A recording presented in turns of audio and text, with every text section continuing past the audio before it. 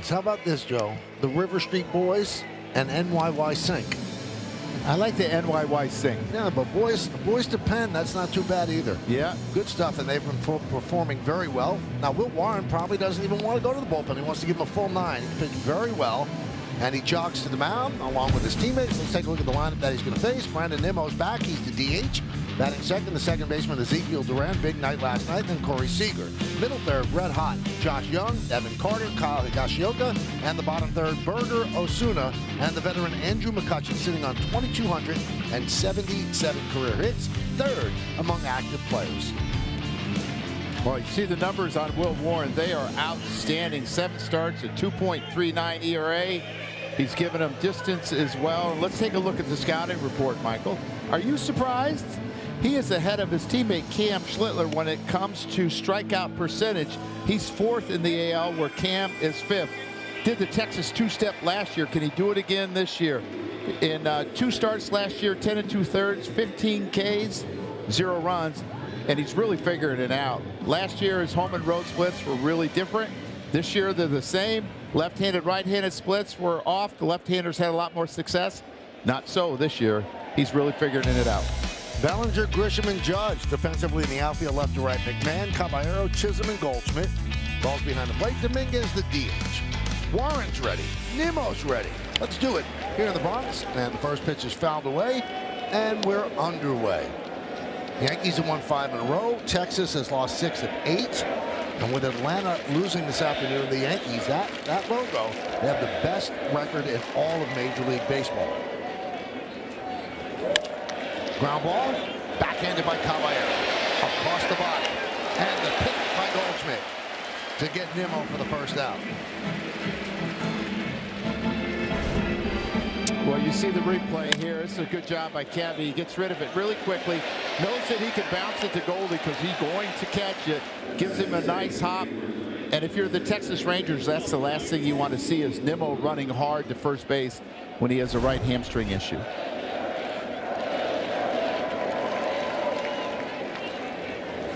Duran takes up and away. You know, Michael, you talked about their 2-6 in their last 8 games, scoring 2.4 runs per game. They have a different order every day. They're searching right now. This has been one of their most consistent hitters right here, but they haven't had Nimmo. He's been in and out, and they're searching.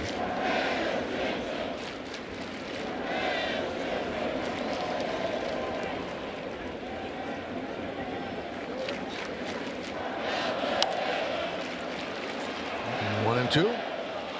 Home plate umpire is Quinn Walcott, considered just barely hitter friendly. 26 calls challenged, 10 overturned, fewer high strikes, fewer outside strikes. He's the crew chief in his 14th big league season.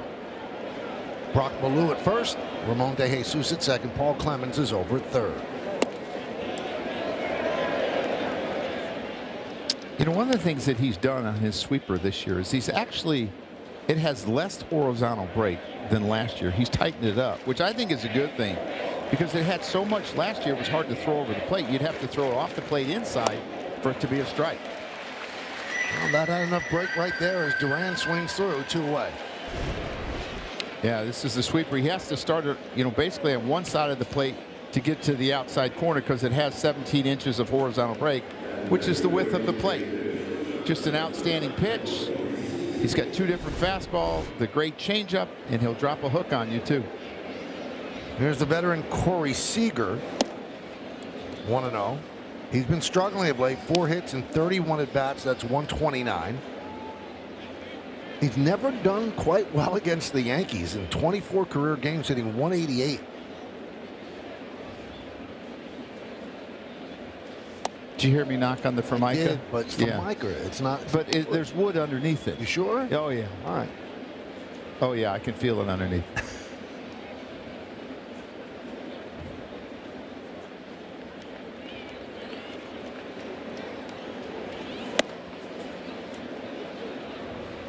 Count 3-0 on the veteran shortstop.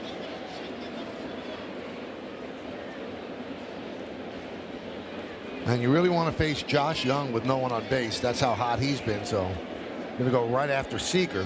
Try not to walk him. They didn't walk him. High fly ball right field. Judge back on the track at the wall. See ya. A home run for Seager. And just like that, Texas up 1-0. I guess it was for Micah. Yeah, it was for Micah. It didn't work what I knocked on. But, you know, I don't have a problem with that because the Yankees have been so successful as a pitching staff, I believe, because they're not walking people. And the Yankees are, you got to score to win anyway. So Seager had a hard time with high fastballs yesterday. He gets to this one, and you see him go down into his legs as good as any hitter in baseball. Wasn't sure if it was going to stay fair, but that's his first RBI. He scored a run yesterday in those games that you were talking about where he was 4 for 31. That was his first RBI. You're going to look at this. He stays behind it, really goes down. His back knee almost hits the ground. That's how you get the ball airborne.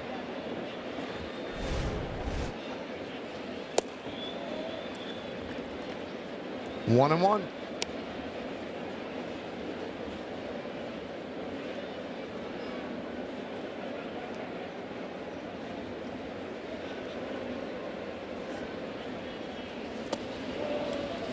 Two one.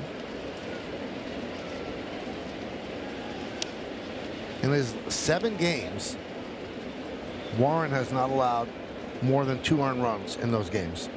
Yankees are 6-1 when he starts. And he's done very well against the AL West in his young career. 5-1, 1.83.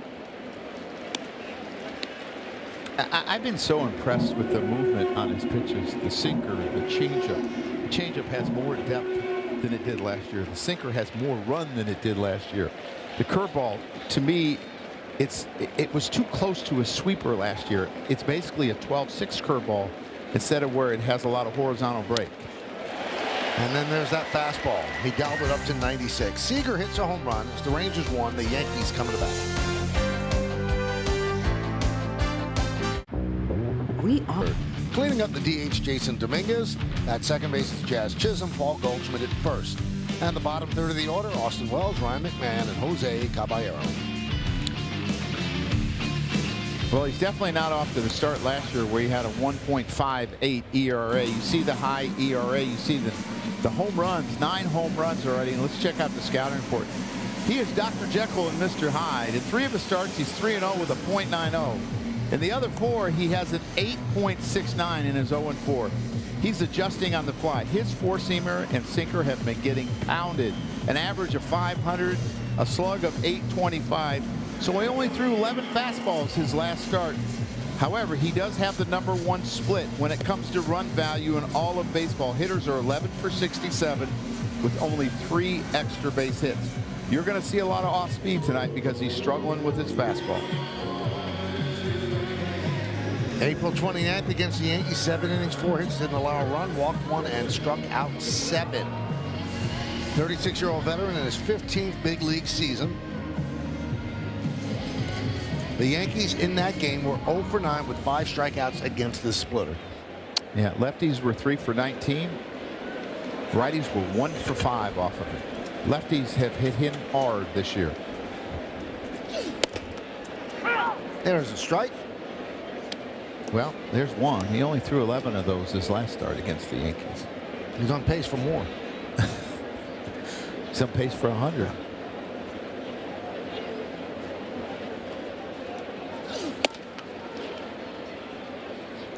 Oh, 2 quickly on Trent Grisham. So the lefties, he's going to try to throw that cutter inside to him up in the zone. He's going to try to use a split down and away. Strike early in the most did not have his best game in game 1. Maxey throws it in the backcourt, and a foul's going to be called. No, backcourt violation. Anunoby did not touch it first. They missed the pull on the jersey. They sure did. OG Anunoby Watch the pull on the jersey. had a grasp of his jersey and really had his hand sort of around his waist. It just slowed his momentum so he couldn't release to the basketball to time that up. Oh, turnovers. Score! Josh Dome Sabres take an early lead in game 1. Work up a pretty good temper every now and then. 3-2 pitch fouled away. Oh, good battle here with Grisham. underway here tonight.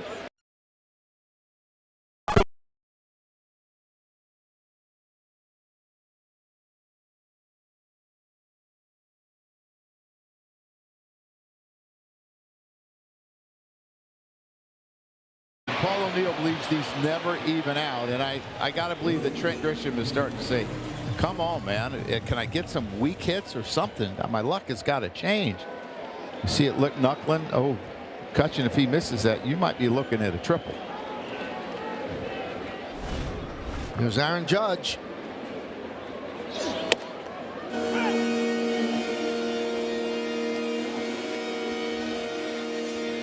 See what he's done against Eovaldi.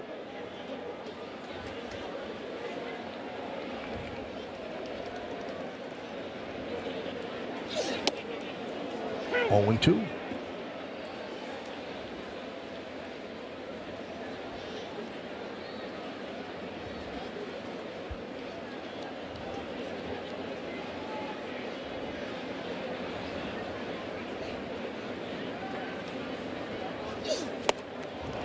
And down goes Judge on the curveball. Two-way. He got him on a curveball in Texas where he kind of started it right at him and locked him up. This one he throws away. You see the good depth on it. Aaron had a good swing on it. I think it was just a little bit out in front of it. If he stays back, he's probably going to hit it a long ways. Here is Bellinger on a 7-game hitting streak. Taking all the way. He takes a strike. During the streak, hitting .444 with a .484 on base percentage.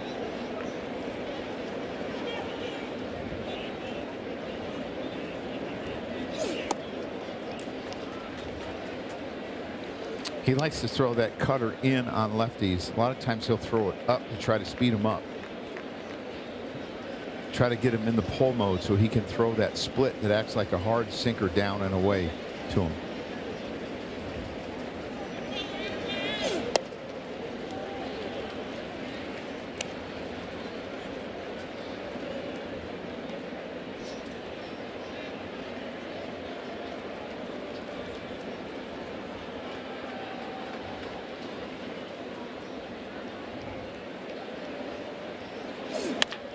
Another bullet, an 8-game hitting streak for Bellinger. He makes the turn. McCutchen will fire in, and it's a 2-out single for Cody. You know, that's the amazing thing about this streak, Michael. He's covering everywhere. I mean, we showed in the pregame him hitting fastballs away, fastballs up. This is a hard cutter inside. He's getting to that as well. He's hitting breaking balls. I mean, this is a good pitch. This is on the corner at 93, cutting into his bat, but he still gets the barrel to it. A lot of times hitters can only pull it foul if they hit it hard. Not Cody Bellinger right now. There's Dominguez.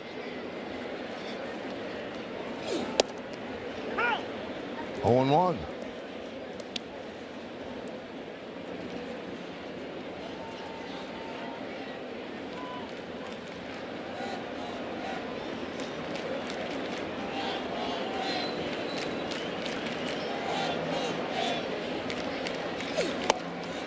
Oh, 2. Yeah, you see the dive on that split. It's really good. And the only way you're going to hit that pitch is if it's up in the zone. You see it started about thigh high and ends up below his knees. It's a really tough pitch to lay off of because he throws it so hard and you think it's a fastball.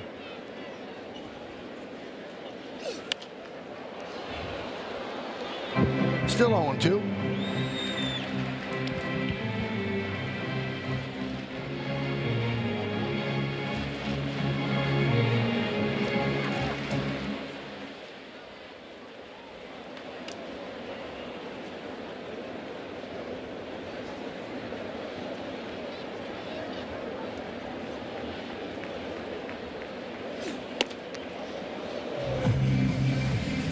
One, 2. Yankees 25-11.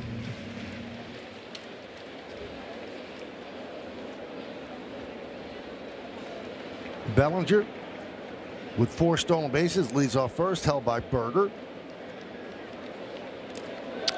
Yeah, Higashioka throwing out 25% of the runners, does not necessarily have a strong arm, but he gets it in the air quickly. His feet are really, really quick, and he's pretty accurate.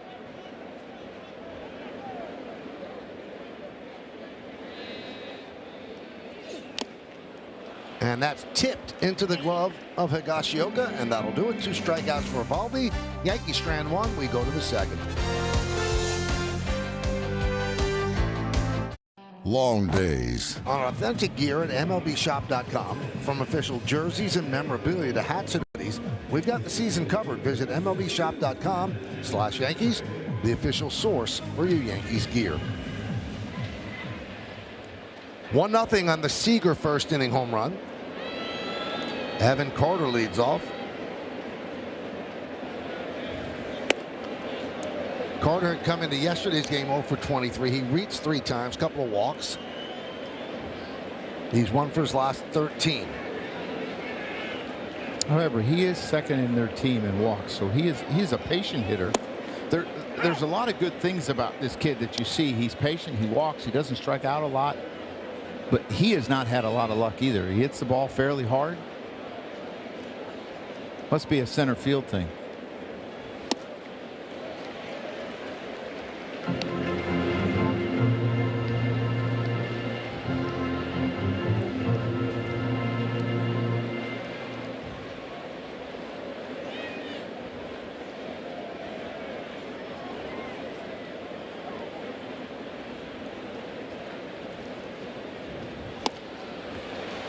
And Carter down on strikes. I have been so impressed with this changeup, and coming into tonight, he had only thrown it 7% of the time. I think the next step is being able to throw it to right-handed hitters. I mean, look at the dive on this, the late movement, the fade.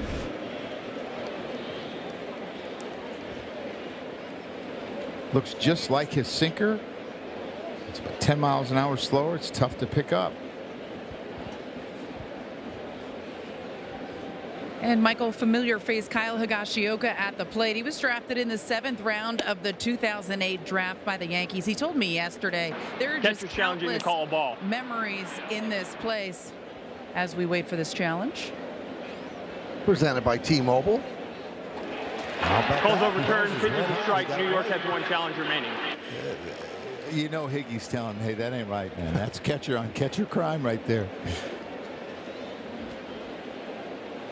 And Michael, as I was mentioning, he said there's just countless unbelievable memories anytime he walks into this ballpark. The organization is always going to hold such a special place in his heart. It's essentially where he grew up, just seeing everybody around the ballpark, including Lou Kakuza, Robbie Kakuza, the equipment guys, and talking to guys that he played with on the other side. It just brings back so many of those memories. Now, he is still good friends with Aaron Judge. He said he speaks to him quite a bit, and he understands that there's a reason why he was named the captain, calling him the best teammate he has ever had. He said, I understand why people follow him. Now, when he's on the other side, he said he's the utmost professional, trying to get him out every time, but then he looked at me and said it just doesn't always work out all the time. Yeah, I think everybody feels that way. Yeah. I mean, he's had a little bit of success in his career. I remember so many fond things about Higgy when he would come up to big league camp when he was young, and he drove his grandfather's old blue Cadillac. He brought it to spring training. And he would play the guitar, and he performed in front of everyone. Really? I think he played all along the Watchtower, or maybe it was a Guns N' Roses song. He was really good. He could always catch, and I think his offense came a little bit later. He's had a really good career. I thought when he was 19 years old, just a kid out of high school, he was one of the better framers that I ever saw. He's 36 years old, 10-year big league career. And he seems to be, of all these catchers, 6th straight start catching Eovaldi as he goes down. 4th strikeout for Will Warren. Yeah, this is that sinker that he's been throwing, and it's been so effective. And you see how it's diving below the bat. The four-seamer people are going to swing underneath. The sinker, they're going to swing over the top. Higgy's a pretty good fastball hitter, but this one ties him up. He's not able to get extended, and he swings and misses. Berger pops it up and out of play.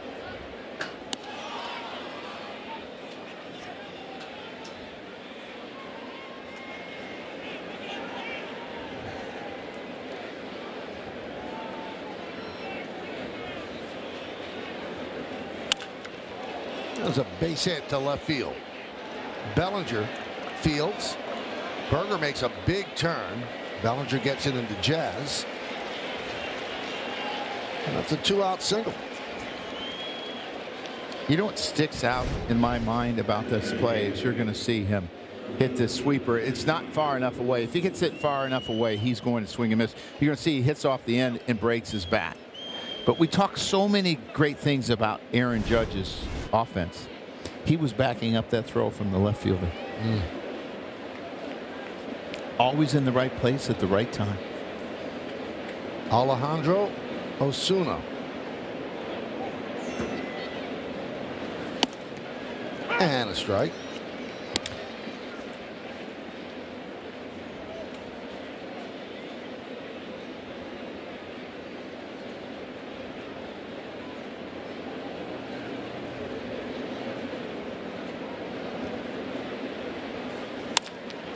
That one's looped into left field, and that's going to be a base hit. Berger stops at second. Perfectly placed, a single for Osuna. I can hear O'Neill yelling about that type of hit. You know, line out and then a guy gets a hit like this. I mean, it's just making contact. He's not a guy that swings and misses, but this is not supposed to be a hit. This is supposed to be like a lob wedge. He puts it between the third baseman and the left fielder, and great extension way out front. It's good bat to ball skills, but sometimes the game doesn't seem fair, Michael. Strike Pitch is to called a Andrew strike. The McCutcheon. batter's challenging. And McCutcheon's going to challenge.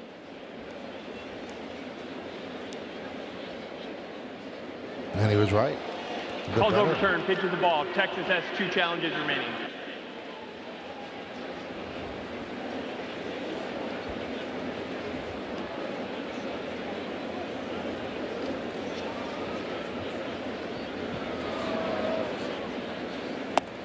Does not see a lot of time against right-handed starters, but with Nimmo out yesterday nursing the hamstring and DHing today, getting a couple of starts against righties.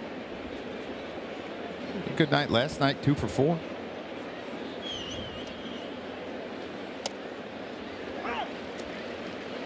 Now, he's not getting a ton of playing time, but he said, listen, I'm in the major leagues. I have a role. When opportunities are given, I'm trying to be ready. 39 years old, 18th big league season.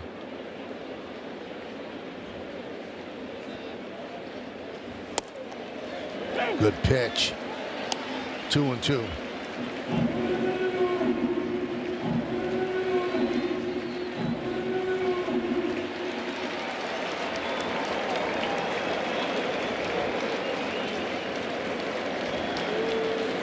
Swing and a miss. Chase the fastball upstairs. 3 strikeouts in the inning for Warren. Rangers strand 2. 100 years ago. Round 2 of the NBA playoffs continues Thursday and Friday on Prime Video. Thursday, it's Cavs Pistons and Lakers Thunder. And Friday, the Knicks head to Philly to take on the Sixers at 6:30, followed by Spurs Wolves. The NBA playoffs Thursday and Friday. It's on Prime. 1-0 Rangers. We go to the bottom of the second inning. Jazz Chisholm Jr. will lead off against Nathan Eovaldi.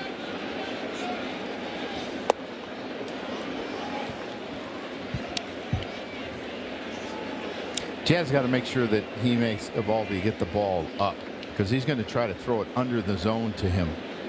I think that's got to be the left-hander's approach. Jazz has 4 homers on the year. All have come in his last 12 games. First 21 games, he hit 164. Last 14, 283.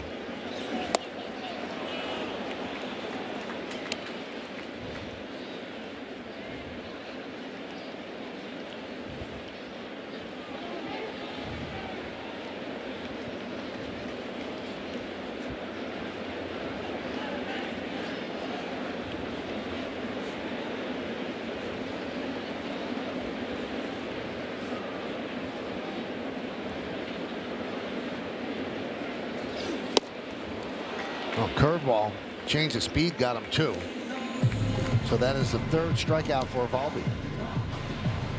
He's really good at putting hitters in the rocking chair. And what I mean by that is he speeds you up and then he slows you down. And what you end up happening is you get in between.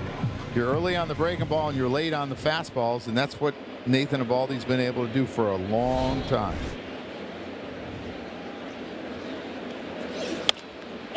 Goldschmidt pops it up.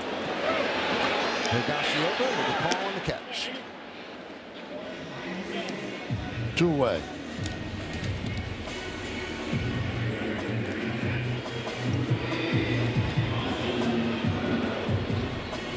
And those two friends exchanging pleasantries.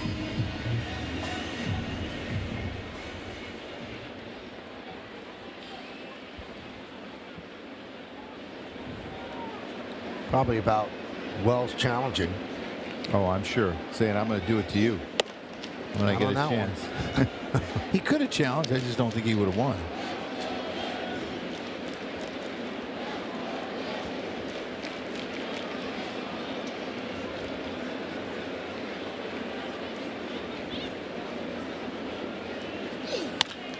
Grounded. Foul.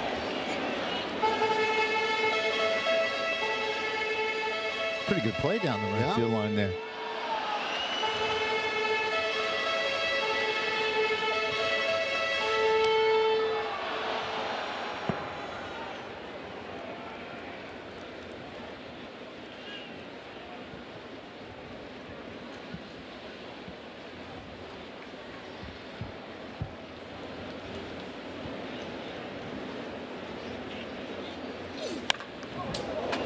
Whip foul. Meredith all right down there? She's on the other side. Other side, yeah. Good thinking, Meredith. Alive, can confirm for now.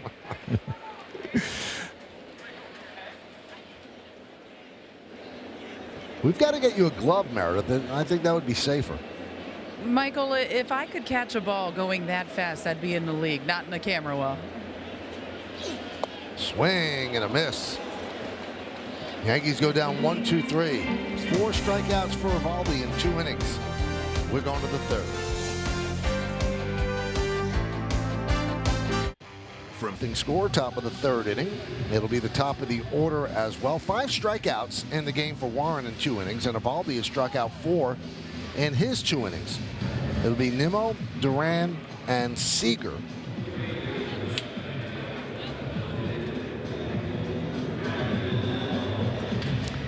Nimmo robbed of a hit. Nice play to the backhand side by Caballero in the first and threw him out.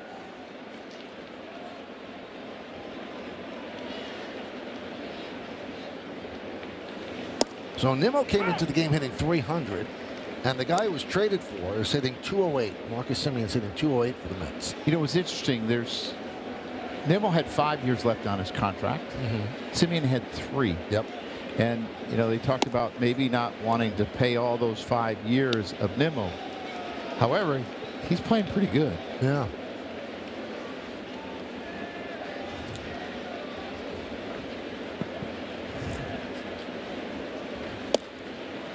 Now we have some special guests in the booth from the AUSL, the Athletes Unlimited Softball League. This is Anna Gold. This is Michaela Edenfield.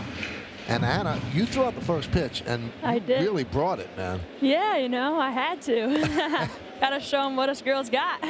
Now, you're from upstate New York, so did you grow up a Yankee fan? Yeah, born and raised Saratoga, New York, Yankee fan my whole life, so this is awesome. Michaela, were you impressed by the first pitch? Oh, absolutely. I was asking her beforehand, like, are we doing a leg kick? Like, what's going to be the ammo here? But she definitely blew us all the way.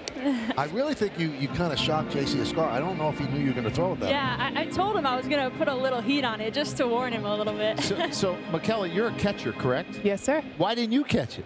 You know, I really thought about it. You know, that would be really cool. But I know for a fact we got something a little special here in New York coming up soon that I will be catching, not pitching. Oh, here's the first pitch. little curve. A little curve. That had some good zip. What was it like being on the field at Yankee Stadium? Yeah, oh my gosh. I mean, a dream come true. You know, I think any little kid who plays baseball, softball, like what I just did would be anyone would love to do. So I feel honored and just so blessed to be able to do that.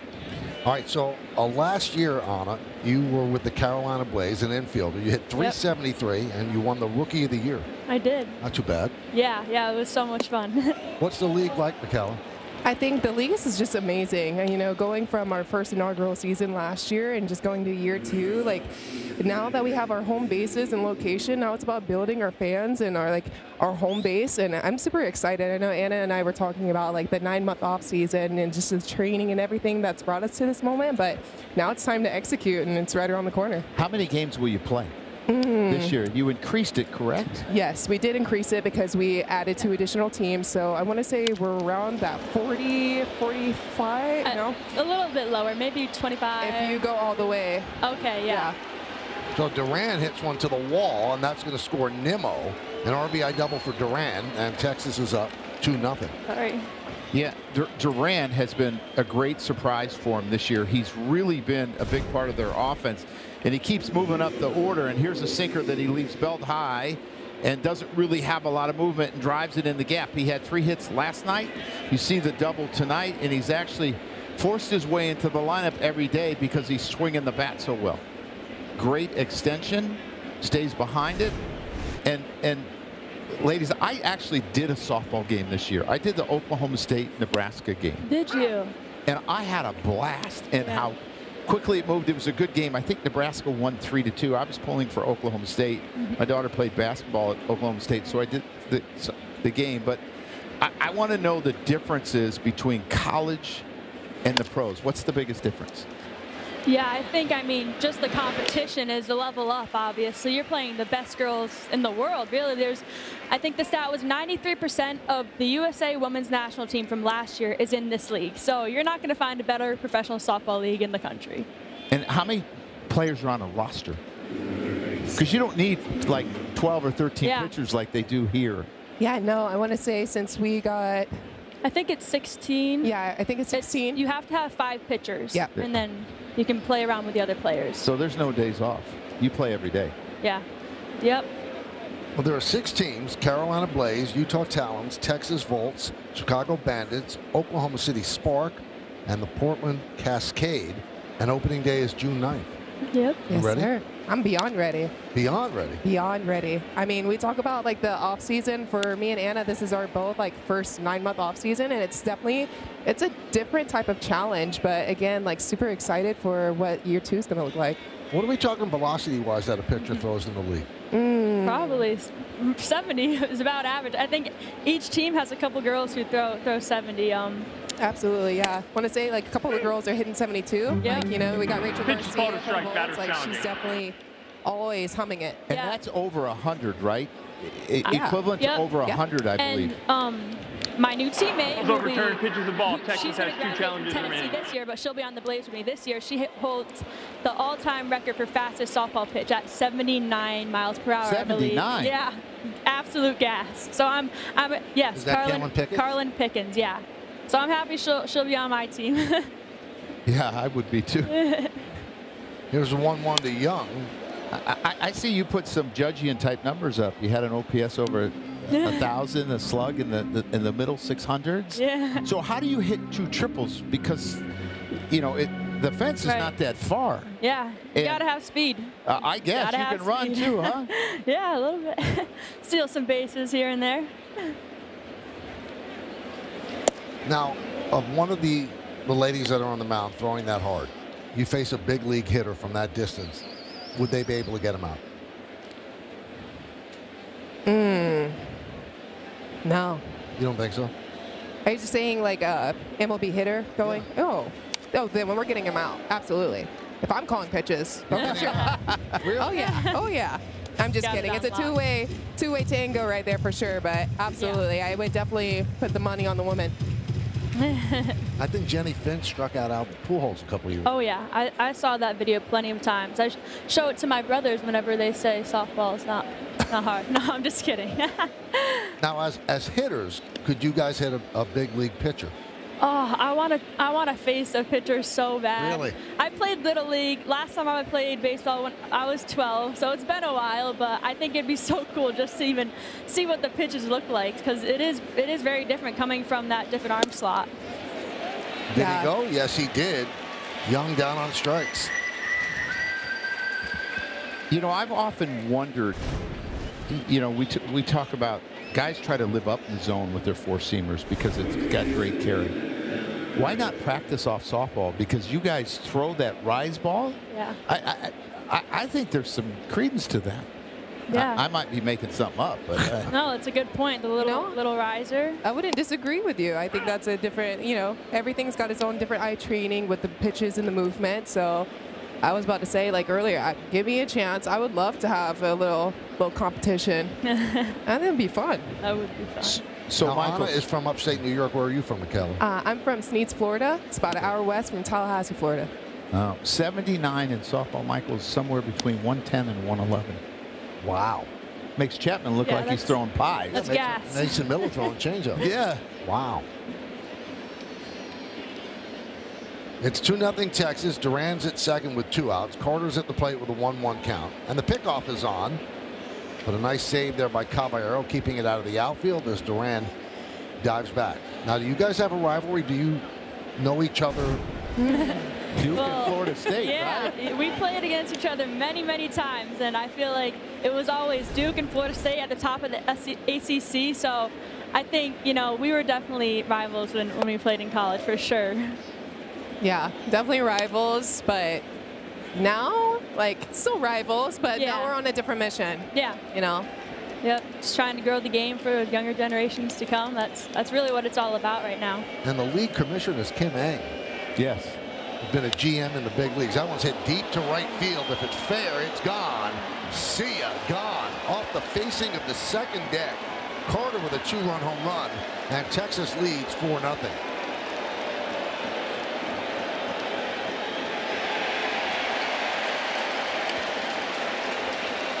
Yeah, this is kind of unusual for Will Warren. He's been so sharp this year. They're only giving up 4 home runs coming into this game in his 7 starts. And it looks like this is just a hang and break ball. It looks like it's a sweeper that doesn't have much depth. He leaves it too much on the inside part of the plate, doesn't get in. Down and in, he's trying to go with his back foot, doesn't get it there, and it turns into a home run.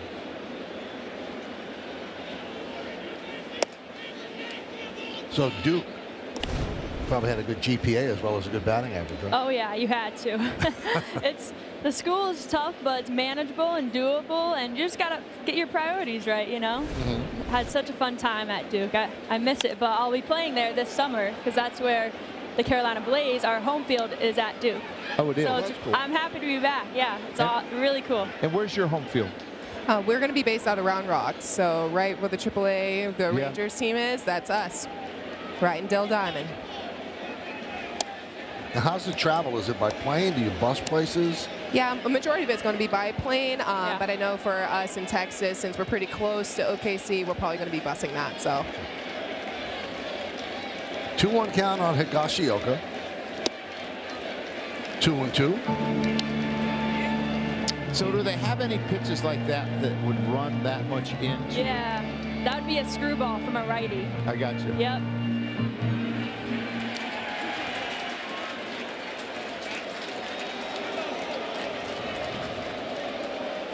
What's tougher for you to hit, something with a break or a fastball?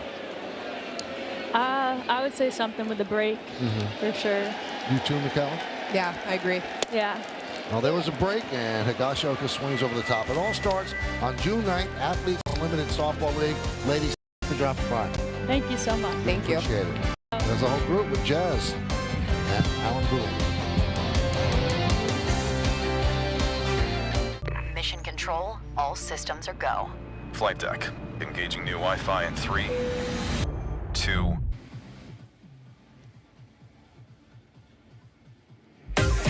Well, it's time for Pinstripe Pride, brought to you by Toyota, the official hybrid vehicles of the Yankees. Tonight's picture is of Carly, who says her dad raised her right by introducing her to Yankees Universe. Use the hashtag Toyota Pinstripe Pride, post your picture to social media, reflect your love for the Yankees, and we might spotlight you in a future game. Well, the Yankees have dug themselves a 4-0 hole against Nathan Eovaldi, and Ryan McMahon takes a ball. Well, they've been averaging over 6.5 runs a game in this streak. So they came back last night. They were down 3-0 in the first inning and got Jacob deGrom. So maybe they can do it again.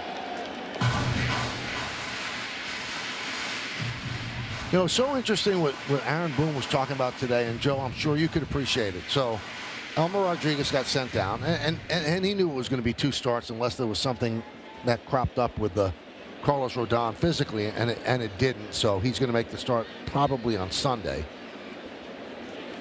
And Elmer Rodriguez really struggled in the first inning, and he had the bases loaded. He ended up getting out of it, giving up 3 runs and 37 pitches. And I always love this about baseball because every inning of every game is interconnected. And he said the fact that he battled through and pitched into the 5th inning, he said, allowed us to come back and win that game, but also gave us a better chance to win this game. Yeah, because you can keep your bullpen intact. That's the big thing. And you don't have to use your whole bullpen. You don't necessarily have to send someone down to get a fresh arm. It was really big of him, and he really settled down. He only threw like 90 pitches, and he threw 37 in the first inning. Did a fantastic job. By the bottom of the second, they were tied up. And I give him a lot of credit because 22 years old, you're not supposed to have that toughness, but he showed it.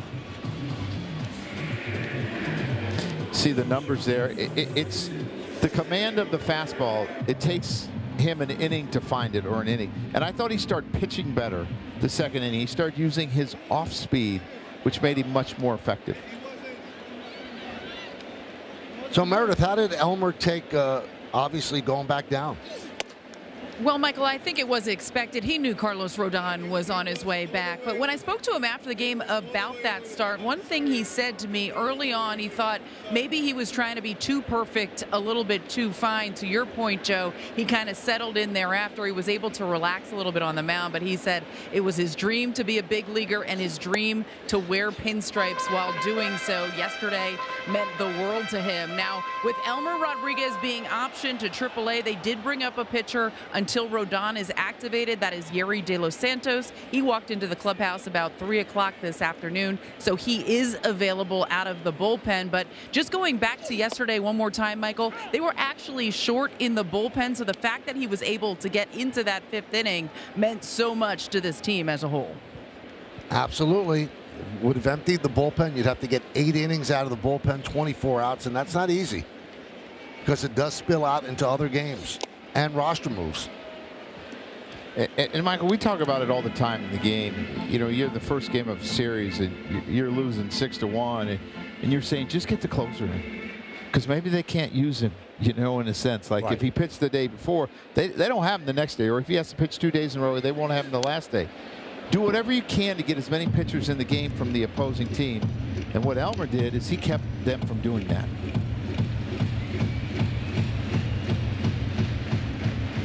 Two and 2 on Caballero.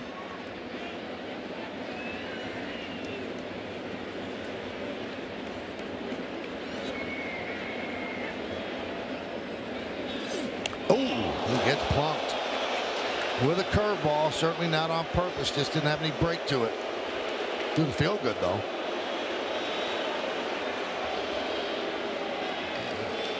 Yeah, sometimes it could hit off the elbow where there's not a lot of muscle to protect it, and it hits just right.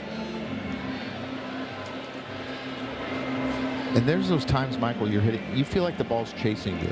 You're running away from it and it's following you, and it got him. It got him in the back of the tricep, probably locked up a little bit. See where it gets him here. Oh, yeah, that's very painful, Michael, when you get hit and that just above the elbow, a lot of times that will keep you out of a couple of games, and it's just right above that elbow bone, and it really is painful. Swells up. You can't extend that left arm, which obviously you need as a hitter. Athletic trainer Tim Lentich. You can see that Caballero's in a lot of pain. I used to laugh at the trainers, you know, when you're playing and it's a warm day, you're in short sleeves and you got like the seam marks on your arm. And they stick their finger between the seam marks and they say, right here, like, what do you think? You know what they don't seem to do anymore, Joe? Cold spray. Cold spray. Yeah, Ethyl chloride. They don't use it. That was old school.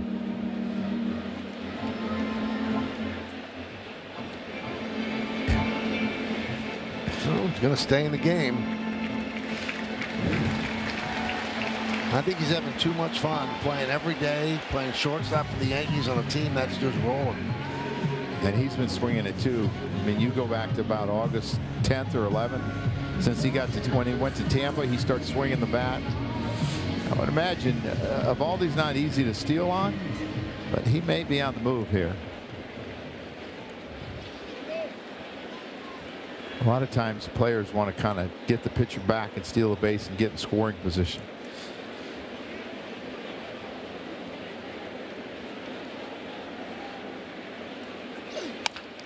Ground ball, first base. There's one. And they get Caballero into a rundown. He's tagged out, so a double play. Off the bat of Grisham. No runs, no hits, no errors, and nobody left on base. Let's go to the fourth.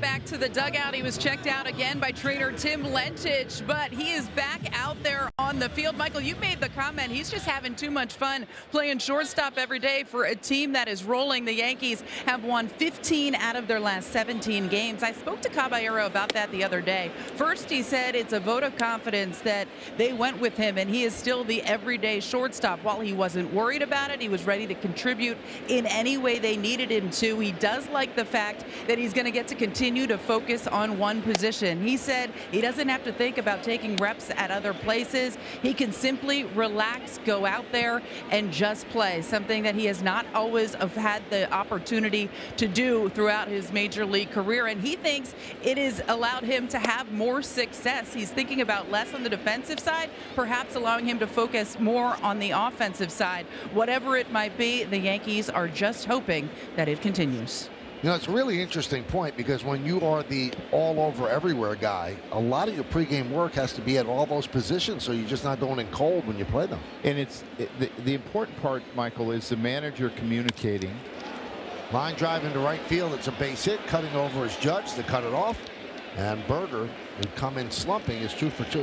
Where you might play the next day, and then where you might play 2 days later, so they can prepare. Like, look, Cabby, you're gonna play second base on Thursday, and then on Saturday you're probably gonna play left field, so they can take their reps where they need to.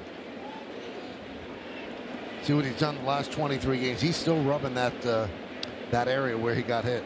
I hope the compression sleeve keeps the swelling out. High fly ball, right center.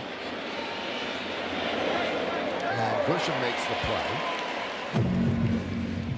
So that's one thing I never understand, Michael. Berger went back to tag up. He's not going anywhere. Right. So why not stay like a third of the way out there or halfway out there? Because if he drops it, you may not make it to second base. All right, so could he be thinking this? Let me draw a throw, and if the throw gets away, then I can advance. Some players, yes. I don't think necessarily him. Okay. McCutchen takes outside.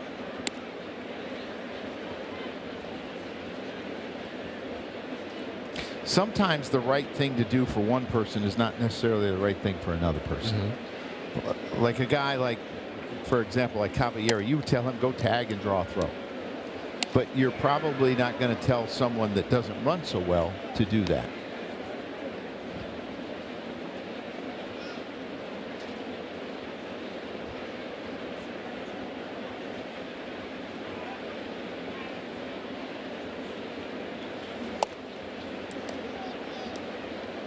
Three and 0.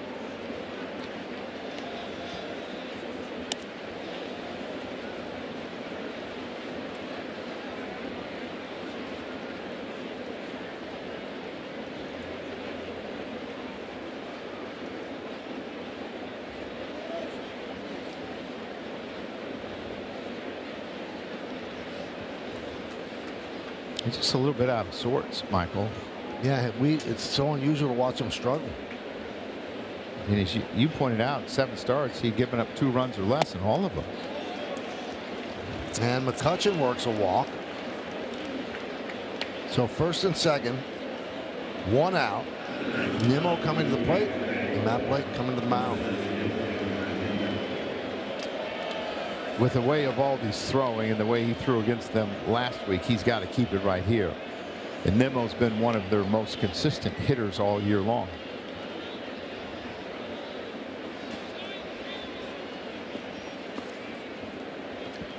Give me time to send out birthday wishes. The people in the food room behind us, they're just the best. And Ron Forbes celebrated a birthday yesterday. We didn't have an opportunity to say it on the air, but happy birthday to him. He's always so kind to all of us. So happy birthday. He puts up with Paul, who lives in that. What do you mean by that? He lives in the food room. I mean, he's making things difficult for them. But Ron, happy birthday. Steak and pasta was pretty good today. It was. You turned me on to the steak today. First and second. Conference is over. Here's Nimmo. Nimmo walked and scored in the third. A strike. Pitch is called a strike. Batter challenge. Well, Nimmo's going to challenge that. Didn't think it was a strike. Yeah, it looked a little low to me. And it Calls was. overturned. Pitches the ball. Texas has 2 challenges remaining. See Skip Schumacher, the manager, yelling at the umpire saying, come on. 4 pitches challenge. Yeah. Not a great night for Quinn Walcott. And he had been right most of the time. 26 challenges this year, only 10 were overturned. Right. So his record before tonight had been pretty good. See, I understand Skip Schumacher being a little chapped, but if I was an umpire and I just got embarrassed having my call overturned, do I really want to hear it from the manager when you've got the weapon? Just challenge it if I'm wrong. Yeah, but you don't want to have to be challenging all these pitches because eventually you're going to be wrong. Right, then the umpire will be right. Right. You don't want to have. You want them to be on their A game every time. It's impossible. Right. As players, we're not on our A game all the time. Some of us were on the C game a lot of the times.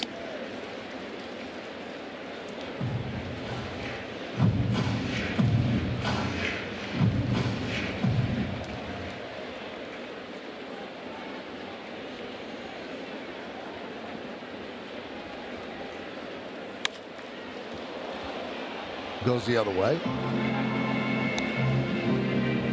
You know, he's always been a tough out. His whole career, he's been an on-base guy. He's developed where he has power.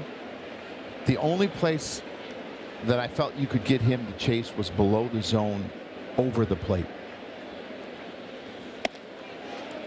Doesn't chase up much, doesn't chase in or out. It had to be something below the zone, right on top of the plate.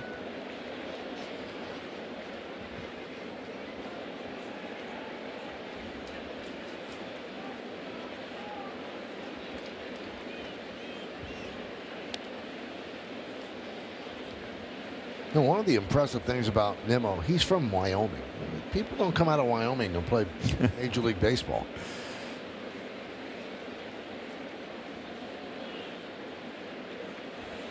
How many players over the years do you think are from Wyoming?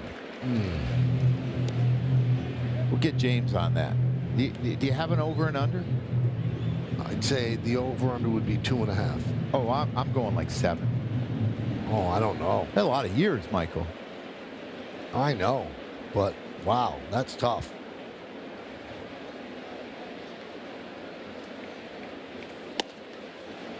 And there's ball 4. No one up in the Yankee bullpen at this point, and the bases are loaded.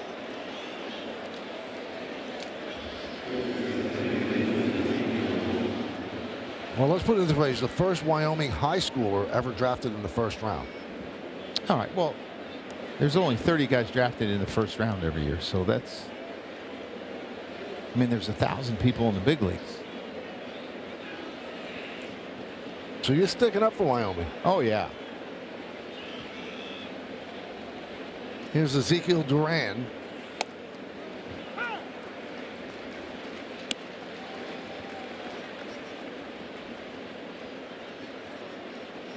James is writing a long note.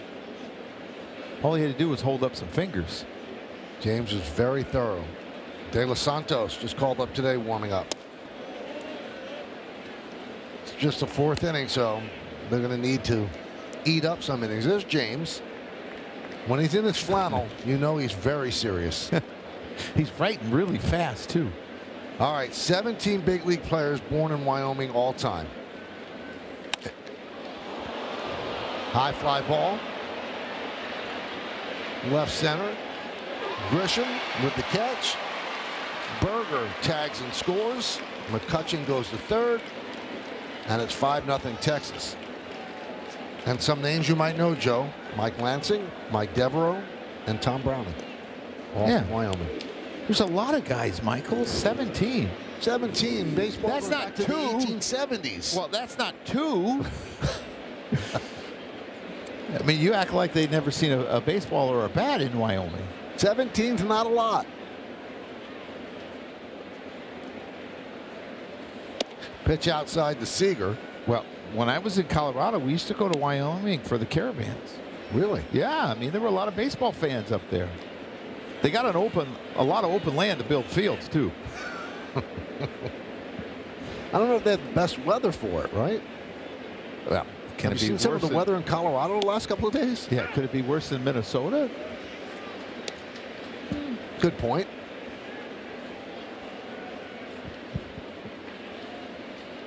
But there's a lot more people in Minnesota than Wyoming. Correct.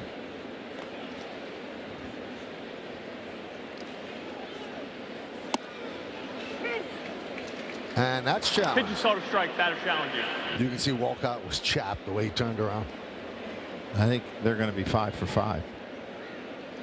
Calls overturned, pitches the ball. Texas has 2 challenges remaining. Skip with the head shake. Not digging it.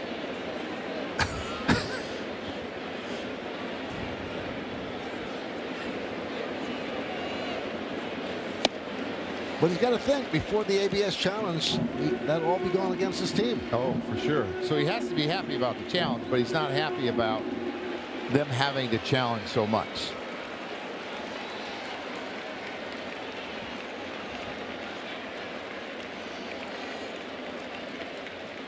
Two. Ground ball and through for a base hit. McCutcheon scores. Nimmo stops at second. RBI single for Seager. And it is 6-0 Texas. Just hit it in the right spot. Didn't necessarily hit it really hard. Hits it off the end of the bat, but hits it up the middle, and Jazz is not able to get there as he's playing him to pull. A few years ago, Michael, that's probably an out because Caballero's on the other side of second base. That's how that rule has helped left-handed hitters.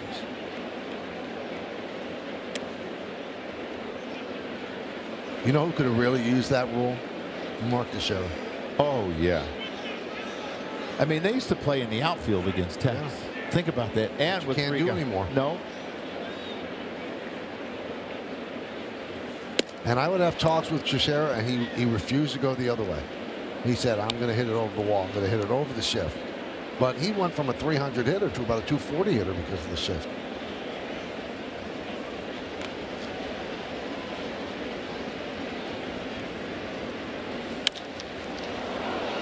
High fly ball, right center. Grisham will make the play, and that'll do it. Rangers lead 6-0.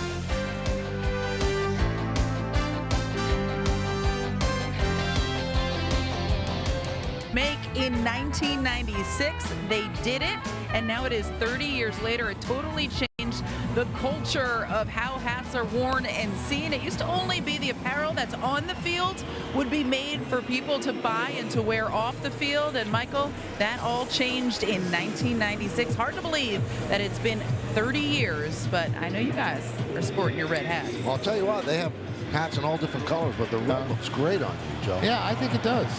It really does. Yeah, it brings out my olive skin. You really look terrific. Here's Aaron Judge. Yankees down 6-0 to Nathan Eovaldi.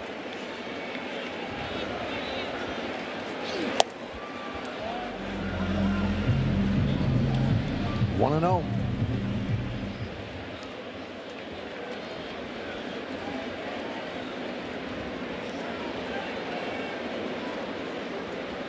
That's an interesting shot. A drone shot.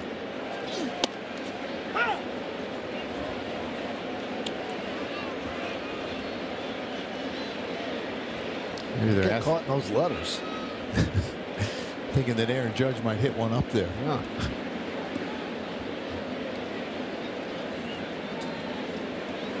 Judge struck out in the first. 1-1. Yeah, he likes throwing that sinker into Aaron Judge a lot. Try to finish him with a curveball, throw the split down below. First pitch of the game to him, the first pitch that he threw to Judge, the last game was that fastball that ran in off the plate, and he checked swing and hit at first base. Yep.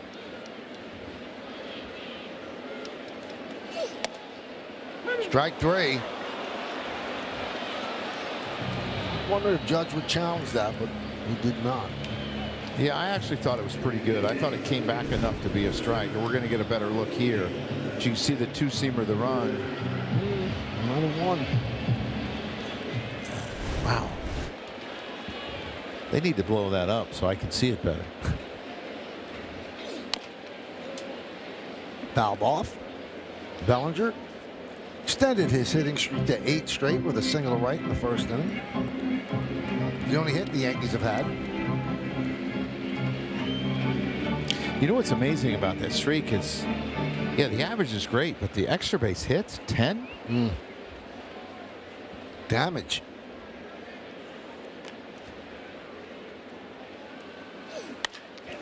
Given to center field and deep. Carter back. He has plenty of room. And he'll put it away.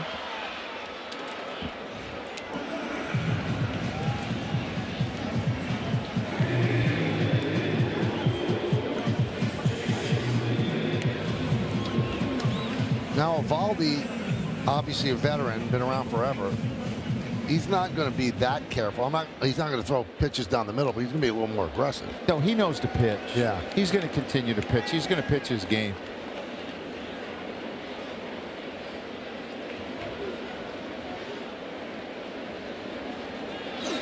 But does it give you a little more breathing room that you don't have to be perfect? It does, but a lot of times, Michael, when pitchers say, "Oh, I'm just going to throw this ball down the middle," they can't do it, right? Because they're not used to thinking like that. They're thinking to throwing little spots. And Gary Tuck, who was our catching coach, used to talk to Georgie and I a lot about when we were playing catch. Aim small, miss small. If you throw to an area, you're going to miss big, and that's what he doesn't want to do. So continue to try to hit your spots. And if you miss, it's going to be a small miss. Aim small, miss small. Yeah. You know, when you try to throw to a big area, it gives you could throw it all over the place. But if you're looking at one little thing, like, you know, you might look at the NY on the hat, on the red hat. Just look at the NY. Don't look at the hat. Look at the NY and try to hit that.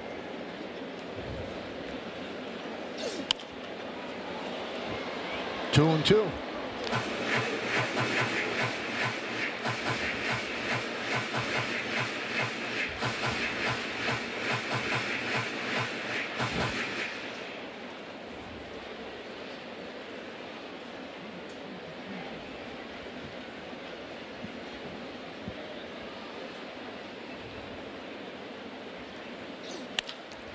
Driven into center field. Carter makes the catch, and the Yankees go down in order. We'll go to the 5th.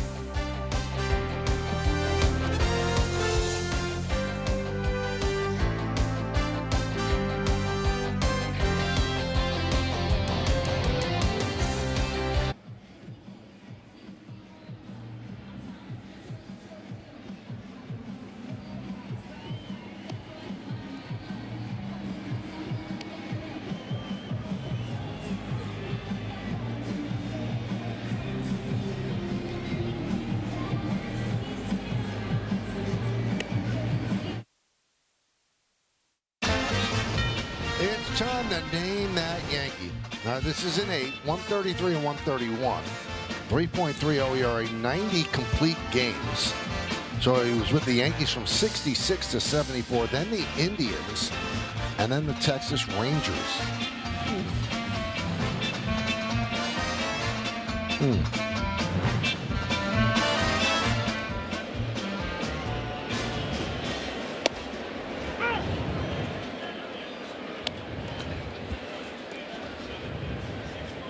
Yuri De Los Santos takes over for Will Warren.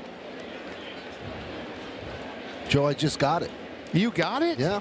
Someone give you help? No, swear. Come on now. I did not get help. I lived it. You lived it? It was my fandom. That was when I started being a fan, when he was on the Yankees. What were you, like 4 in 1966? 5? Well, I really started getting into it in like 70, 71, 72, so 9, 10.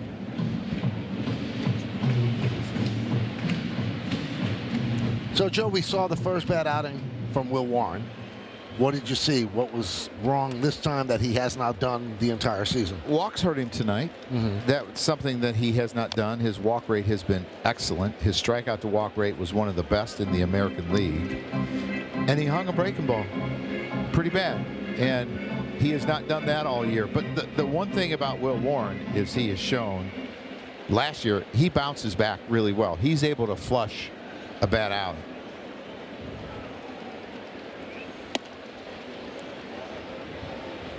And that bad outing forced the Yankees to make the call to the bullpen, brought to you by Taco Bell.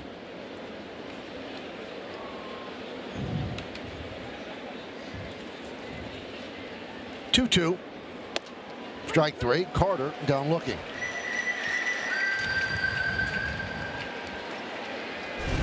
Joe, did you lose your pen? I lost my blue right pen. There. Well, it's me. That's how, like, if a ball got loose and it was right in front of you, you'd be spinning around. Well, you never look straight down. Yes. That's the thing. You always look left, right, because it's not supposed to go straight down, Michael. You were laughing at me, too. That ain't right. Well, because, I mean, you're panicking over a Bic. No. Outs are in blue. Base runners are in red. Okay. So you needed that color. Yes. Yep.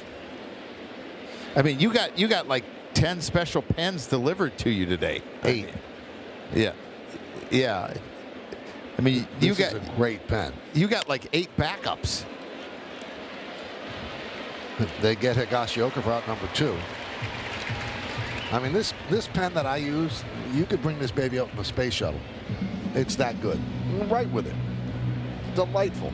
It's too thick. It's too thick. Well, look at.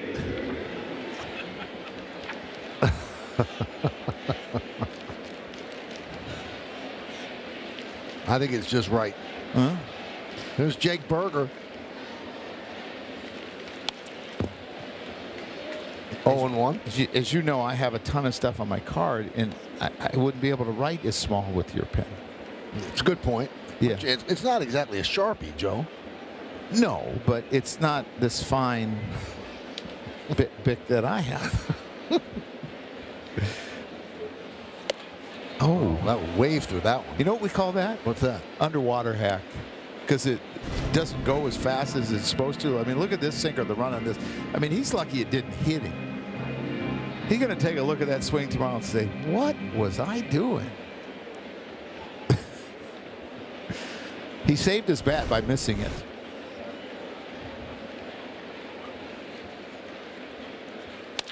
Ground ball, Caballero. And De Los Santos with a 1-2-3 inning. Joe searching for his 39-cent pen. Where is it? Look at mine, though. There it is.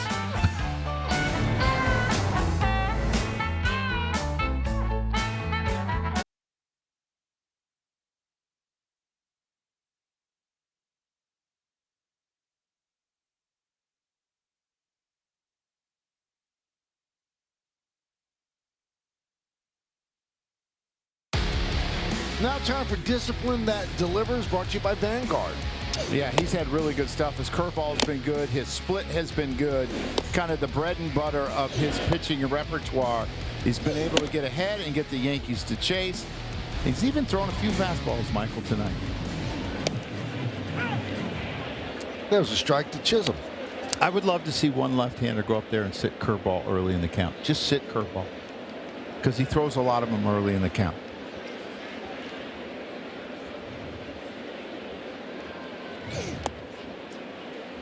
Why do you think he's had trouble this year with the four-seamer? Because that's been a good pitch for him throughout his career. You know, it has to be something to do with the carry because he likes to use it up in the zone so it complements his split down in the zone. I'm sure a lot of it's location, Michael. He hasn't got it. He's probably gotten it too low in a sense, like he's trying to throw it up and he's not getting it there. He's leaving it like belt high and it's getting hammered between the belt and the thigh. And his sinker, I mean, it has good movement, but I'm sure he's made mistakes in the middle of the plate.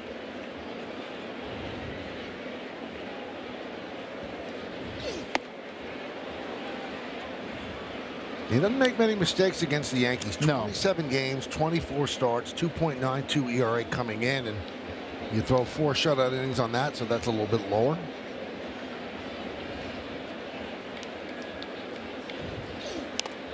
I mean, he's got 11 shutout innings this year. And you think about the Yankees have been hitting good pitching, too. I mean, they just beat DeGrom twice. I mean, it's not like they're not hitting good pitching, but he's giving them fits. By the way, only the second time in his career that DeGrom has lost back-to-back games to the same team. Did it in 2016 against the Pirates as well. Berger. They retire Jazz. 1 away. You know, I was wondering about that, Michael, because I started to think, okay, he was so good with the Mets. But he lost a lot of games 1-0. Yes, he did. And he didn't necessarily get a lot of run support, so I thought, I guess it's probably possible. But only one time. You don't usually face teams back-to-back, though. That's the thing. When you were managing, would you try to not have the same pitchers face the team back-to-back? It's hard to do, though. Yeah, I mean, you tried to stay away from it, but the scheduling is what it is. Mm-hmm.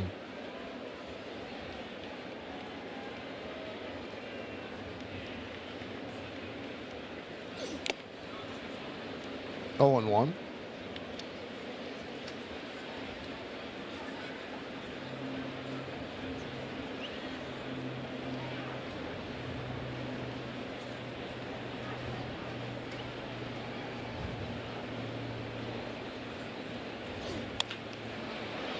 Grounded to short.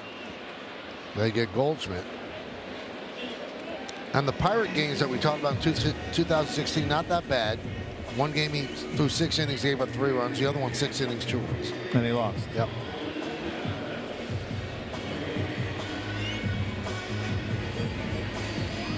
I mean, if you go back to 1920, minimum of 200 starts, he has the second best ERA of any pitcher ever, only behind Clayton Kershaw.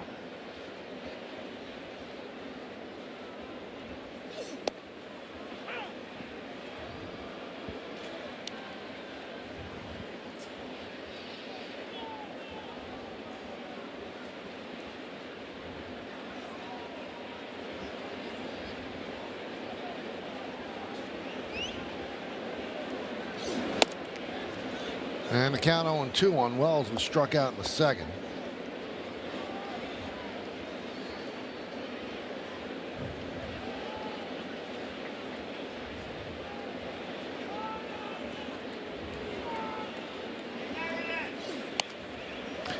Coming into tonight, hitters were hitting 500 off his fastball, his four-seamer and his sinker, and 192 on his off-speed stuff.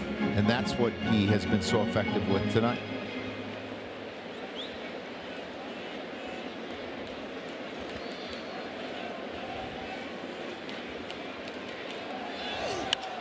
Lined into left field. It's a base hit in front of Osuna. That's just the second hit for the Yanks.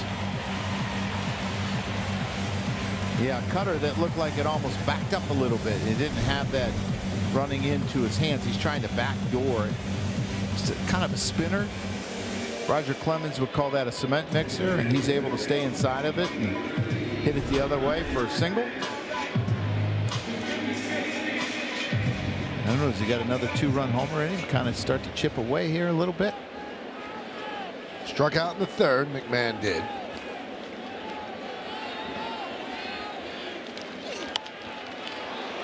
Popped up. Young in foul territory makes the play. And that'll do it. No runs a hit and 1 man left. We go to the 6th inning, 6-0 Texas.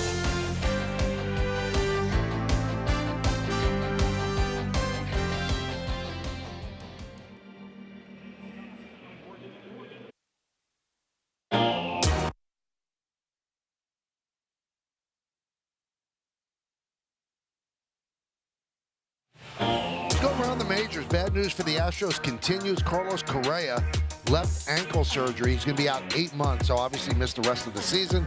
Valdez suspended 5 games for hitting Trevor Story last night. They determined that he did it on purpose. And Shane McClanahan, he seems like he's all the way back from all those injuries, 3-0 in his last 3 starts. Has not allowed a run, 16 2/3. Did you see Eric Hosmer's breakdown of what was going on there? No. Boston looked like they were relaying pitches. They could see him in his glove. Right. And when they got to second base. And that was like something that I did every spring training when pitchers threw live BPs. I would go stand at second base when they were in the stretch to see if I could see the ball in their glove. But why would you throw at somebody? That's your fault for not protecting your pitches. And he obviously knows that it goes on. I mean, he's been in the big leagues a long time, that you have to protect what you do. I don't get it. I mean, he was frustrated. I'm sure he gave up, I believe, 10 runs. Right. But I mean, if they know what's coming, you're going to get hit.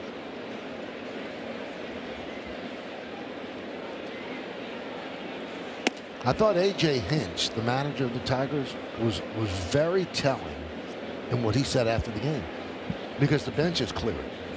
And he said, usually when I run out on the field in a situation like that, I feel like, and I'm paraphrasing, I feel like I'm doing the right thing for the right reason. He said, I didn't feel good about myself out on the field today. Well, I think as a manager, a lot of times you go out as a peacemaker more than anything, because you don't want your players to be suspended. You don't want someone to do something silly. So I'm not sure that, like, I'm sure his thought process was, I don't want this to blow up worse than it already is. But I don't think he agreed with what Valdez did. Yeah. I mean, AJ's been around a long time. Now, the suspension was originally 6. It was lowered to 5. And, Joe, doesn't it have to be 7 or more to really have an impact with the starter? This is just going to give him an extra day of rest. It depends if the team has an off day in these next 5 days, because then they can manipulate it to where he really doesn't miss a start. Now, on an off day, that doesn't count. It's 5 games, not 5 days. But still, like, you throw 4 starters, for example, and then that first starter can come back the day after the day off because it's his regular turn. And then you put Framber right in right after. It doesn't affect him. But yes, I agree.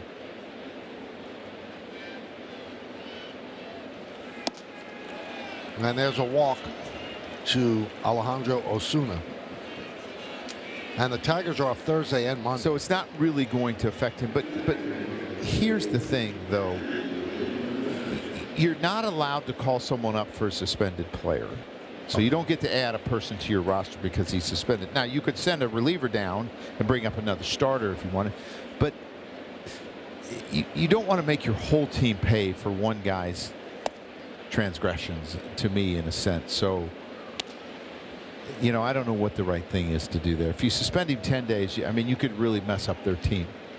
Well, I wonder about Framber's reputation around the sport, because last year he was essentially accused of crossing up his... Pitcher caught a ball. Catcher is challenging. Catcher is challenging the ball call. Let's see if Quinn Walcott's night continues. And it does. Calls overturned. Pitches a strike. Valdez was New York accused has of 2 crossing up challenges his own remaining. catcher because he was angry at him. And then he's a really good pitcher. He didn't have that much traction in the free agent one. No, he didn't. And you're right, Michael. He's an I mean, he's one of the best left-handers in all of baseball. Runner goes. Opens up the hole on the right side, and a base hit as McCutchen goes the other way. And Osuna moves to third.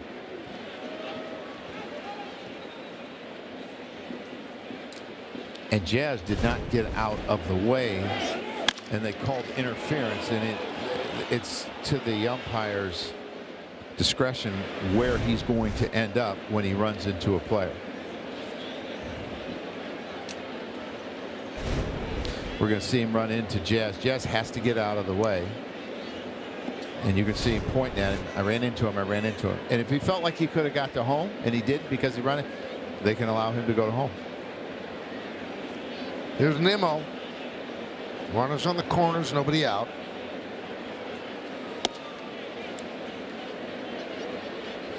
I know the game has changed. They're up 6-0. You have no problem with running there, right? No, I don't. Right. No. Now, if it's the 9th inning, you know, maybe you get upset. But I think that's a silly rule. You got to do what's best for your team. To me, that's the most important thing. And in these unwritten rules that you can't do certain things because of the score, I do not agree with. I do not agree with. If a guy's part of his game is bunting and he wants to drag, it's part of his game. You don't tell a guy not to swing.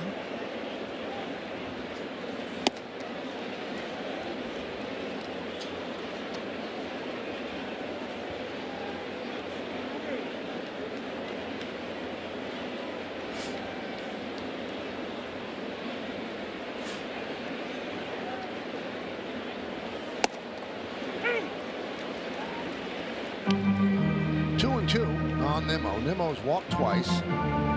Opened the game by grounding out to short. A really nice play by Caballero.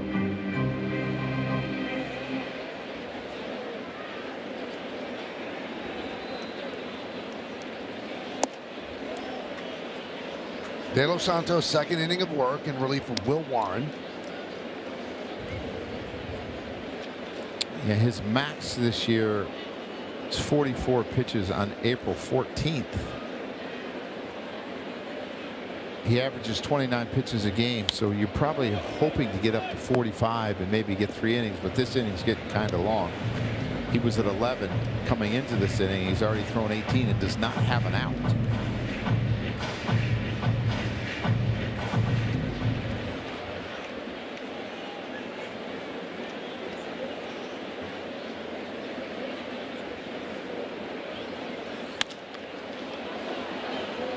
Foul the other way.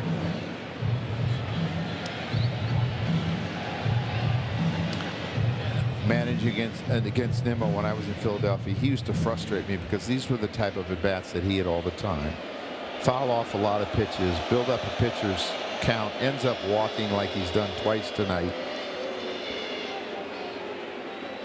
Over a 400 on-base percentage against righties this year.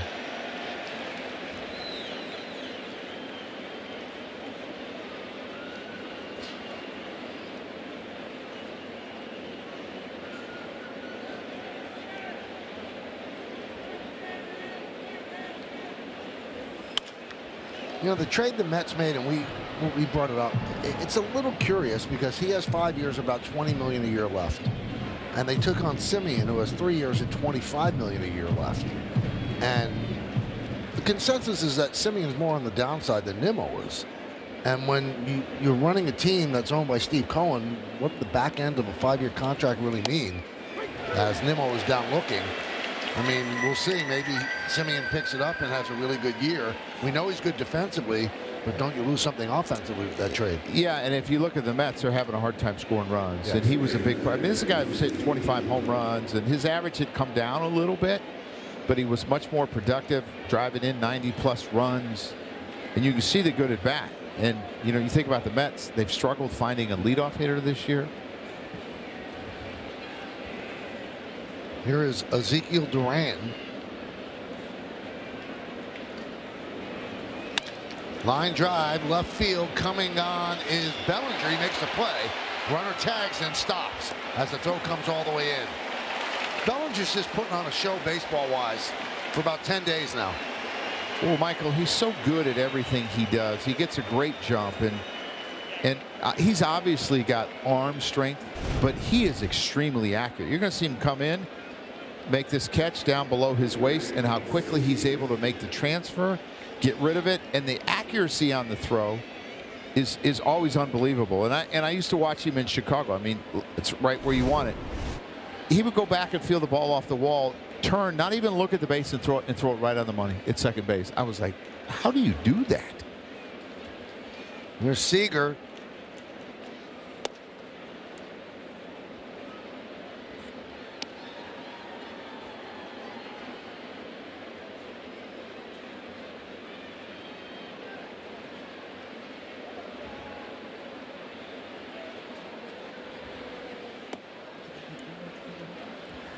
Seager hit a home run in the first. We'll take a look at the spectrum exit of velocity. 101.7, and it traveled 350 feet.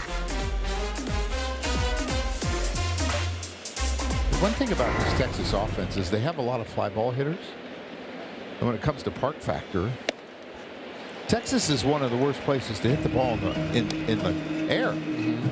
It's kind of unusual that that's how their team is built. There's Chris Young, their general manager, longtime pitcher in the big leagues. Played 2 sports in college, played basketball. He's about 6'11". Oh. Wow. See the bat throw, and did you see the thumb guard come off, Michael? I did not. It landed in. Saw Tanner there it is. Head come off. we don't want that, but the thumb guard went too. He's looking for it. There we go. I mean, that just flew right over Tanner Swanson's head. Yeah, he's had problems with that fastball up. He did get one earlier in the game. Bat goes one way, thumb guard goes another way. You know what you worry about a lot of times is the ricochet. Yeah.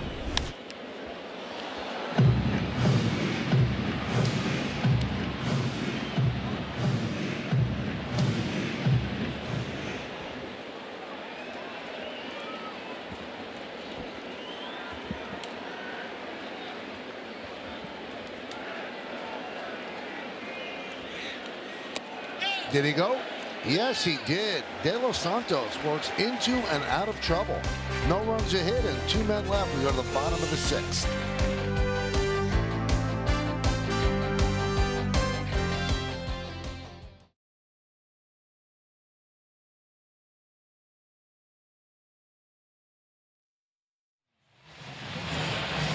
On Sunday, May 24th, NASCAR on Prime is back. We're kicking things off at the Coca-Cola 600. Then Nashville, Michigan, Pocono, and an all-new street course in San Diego.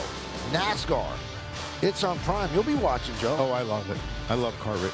I'm not a big fan of the road tracks, but the speedways, I love. Bottom of the 6th, Yankees down by 6. It'll be 9-1-2 against Nathan Eovaldi.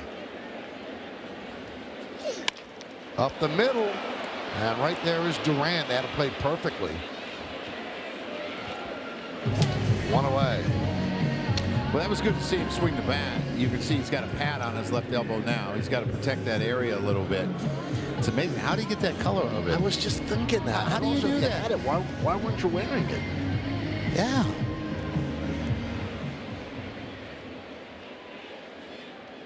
When I was managing in Florida, I had to make a deal with Miguel Cabrera. He got hit. It was like the 2nd or 3rd time in the left elbow, and it blew up.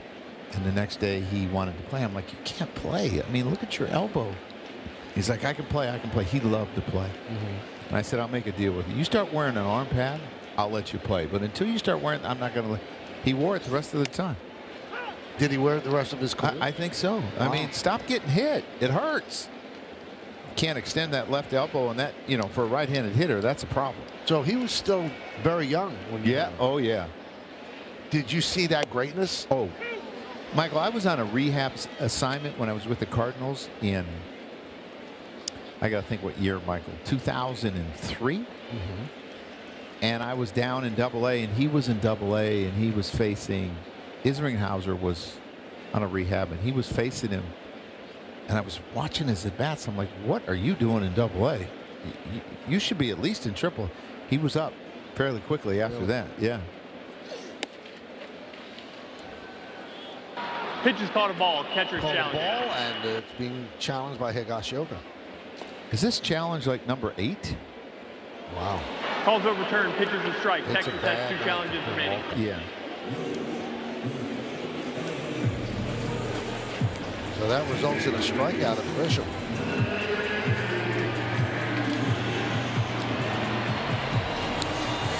And somewhere, Skip Schumacher is still shaking his head. 7 for 7.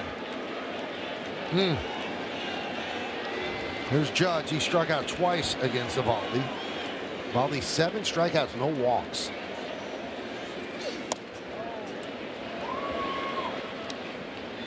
It's got to get in your head a little bit if you're an umpire. And this is sure. Like you have to doubt yourself a little bit just in this game. I mean, he has not been challenged a whole lot this year, and there have not been a lot overturned. But for whatever reason, as I said, umpires are human too. Their nights sometimes aren't as sharp as others.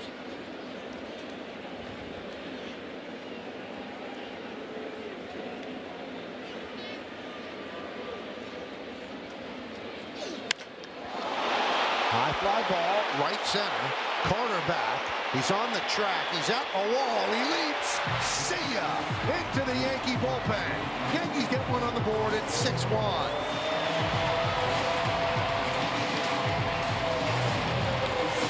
Well, there's a situation, Michael, if the score was closer, I don't think he throws him that fastball. It was a 2-0 count, 2 outs in the 6th inning, 6-run lead, and I think he challenged Aaron Judge. And guess what? He lost. With that home run, number 383 passes to 2 Howards, Frank and Ryan on the all-time home run list. And you know what else he does with that home run? What's that? He ties Paul O'Neill in RBIs as a Yankee, 858. I think he's going by you, partner. 2-0 sinker, middle in, belt high. Just watch it fly. Number 15 on the season. How he hits against that front leg, that stiff front leg, and he stays on the backside for so long. Just sets the bat down. He's done it so many times. It's old hat for him.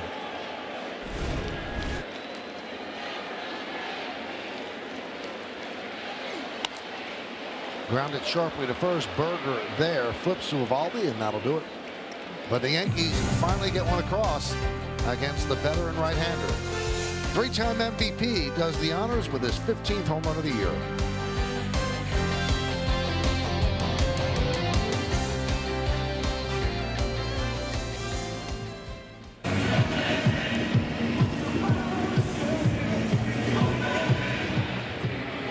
To tonight's game, Rawlings presented Max Fried with his 2025 American League Gold Glove Award, the 4th of his career, first as a New York Yankee. He won the award with the Braves in 20, 21, and 22. Last year, Fried led all pitchers with 10 defensive runs saved, 3 more than anyone else. He had 7 pickoffs, and he led all pitchers with 39 assists. Michael, just one of 4 Yankees pitchers to win the Gold Glove Award.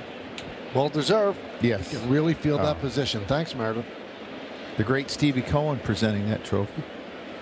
You have to give the full title. Greatest rep in the business. Yes, for sure. Greatest rep in the show, I think, is what he signs his text. What a nice guy. Yeah, he's a great guy.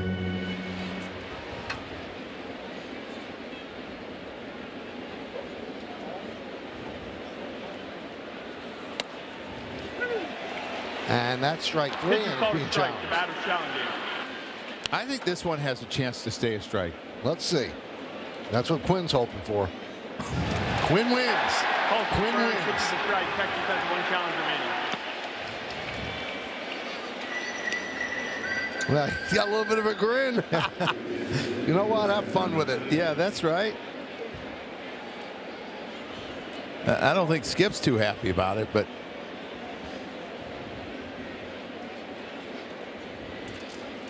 now, Meredith said one of 4 Yankee pitchers to win Gold Gloves: Bobby Shantz, Ron Guidry, and Mike Messina. Mike Messina could really field. Mm-hmm.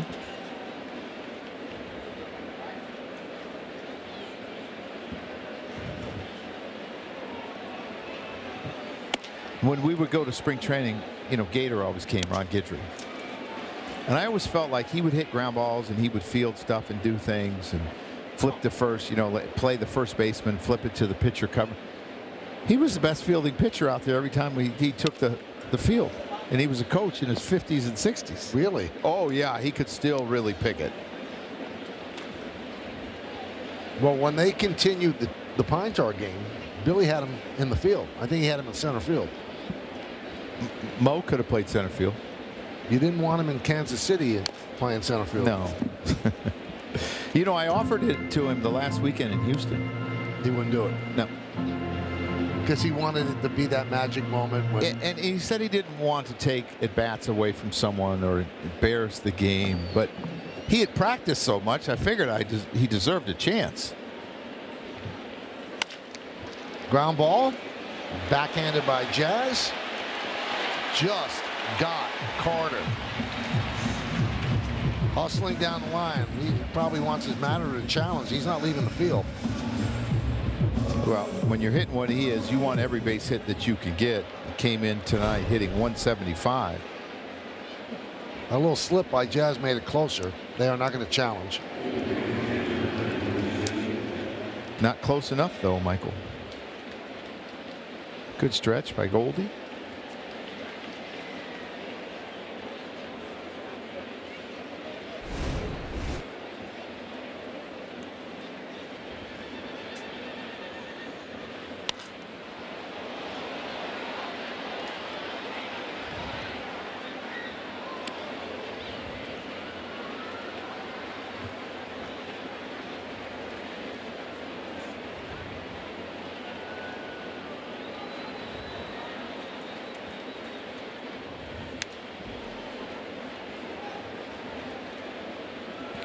You know, I looked at the stat line a little bit, and the interesting thing to me tonight about Will Warren is this stuff was really good at times. I mean, at 4 innings, he had 7 strikeouts. He only got 12 outs tonight. But the walks, the mislocations hurt him. That is a really good performance by Yerry De Los Santos. 3 scoreless innings out of the bullpen. So at the end of 6.5 innings of play, Yankees are trailing 6-1. Time for the 7th inning stretch, but we'll stay right here as we honor America in the Bronx.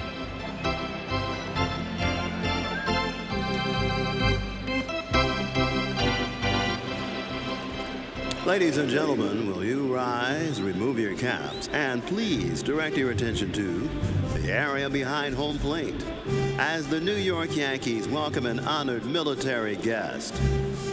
United States Marine Corps Staff Sergeant Khaled Hafid from Brooklyn, who has served in Operation Iraqi Freedom. The Yankees say thank you, Khaled, for your sacrifice and for your service to our nation.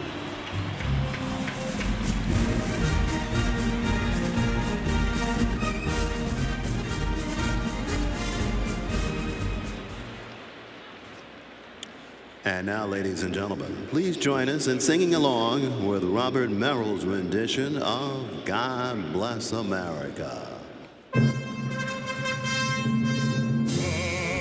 bless America, land that I love. Stand beside her and guide her through the night with the light from above. From the mountains to the prairies to the ocean, white with foam. God bless America, my home, sweet home. God bless America, my home, sweet home.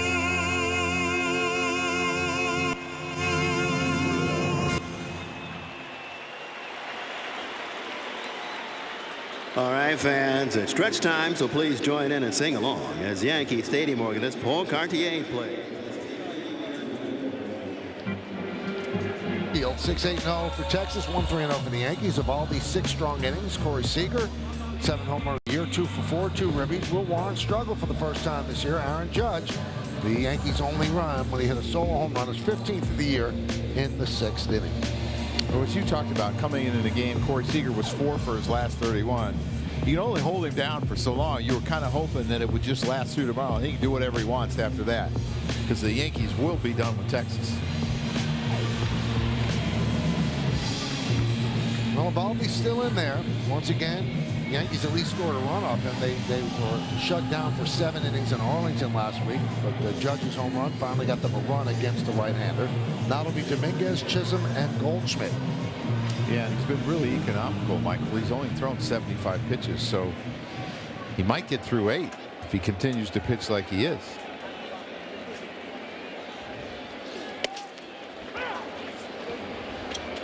Last week, he did something that has never been done before. He became the first pitcher to throw 1,000 or more innings following a second Tommy John surgery.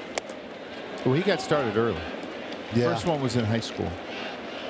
And number 2 on that list with the most innings after a second TJ surgery is Jameson Tyone. He's at 811. Wow.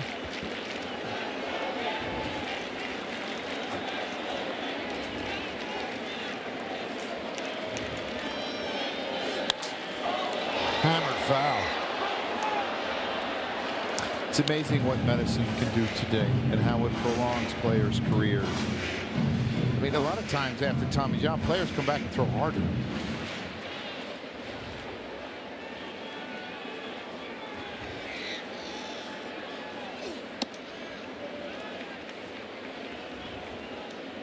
His second one was when he was with the Yankees. Yes. I remember being there and getting the news and how everyone was so upset for him. One of the greatest teammates of all time. Up the middle, knocked his glove off. Seager is there to get Dominguez. That had a little Charlie Brown feel to it. I'm kind of laughing because I mean, that's just evil. And you're not allowed to throw your glove at the ball and stop it. But I think it just fell off. He's trying to get out of the way of this. I mean, he's lucky he didn't get hit in the foot. And if you're Dominguez, you're really chapped because you hit a bullet and you're not going to get anything for it. And if it hits his foot, it's probably a base hit.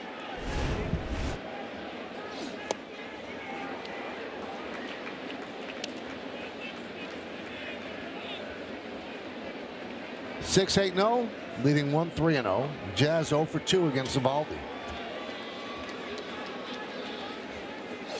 Rangers have not lost a game this year when they're leading after 6. So if you believe in do, you feel good about things, and if you believe in trends, you don't. They're due, Michael. They are due.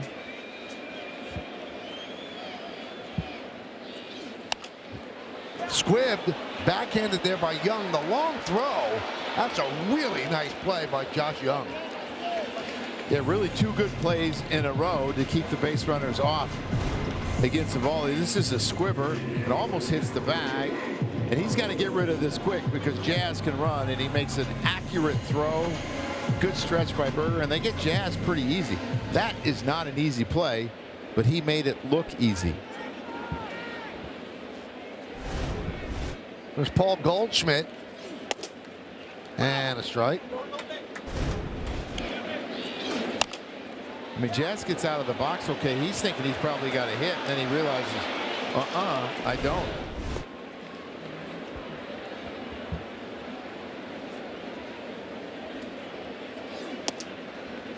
Yeah, I'm not so sure how straight Jazz's line was there, but he's looking to see if it gets by because he knows if it gets by, it's probably a for sure double.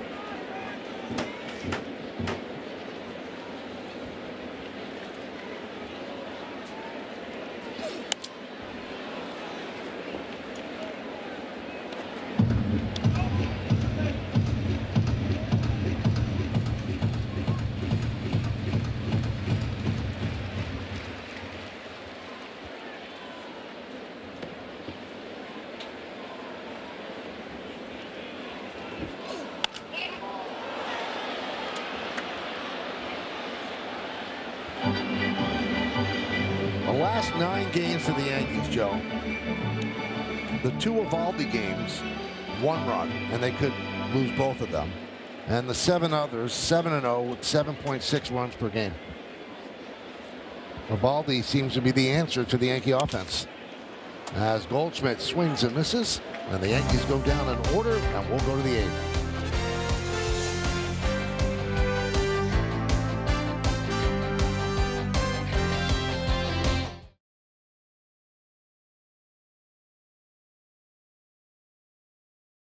Now come out to Yankee Stadium on Thursday, May 21st, when the Yankees take on the Blue Jays in a postseason rematch. It's cap night, and the first 18,000 guests 21 and older receive a Yankees cap courtesy of Budweiser. Tickets are going fast, so get yours today at Yankees.com. Good looking hat. Jake Berger will lead off against Yuri De Los Santos, beginning his 4th inning of work. I would think this would be his last hitter with a lefty coming up. He's at 50+ pitches. After Berger, you got left, right, left.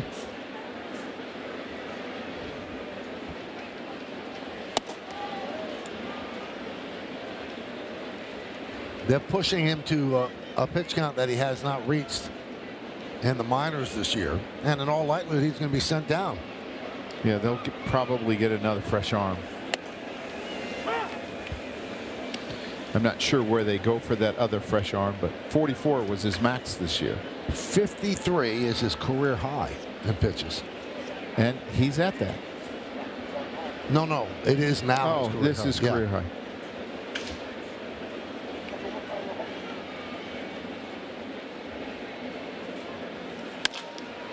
Caballero gets rid of it quickly, and the scoop by Goldschmidt to get Berger.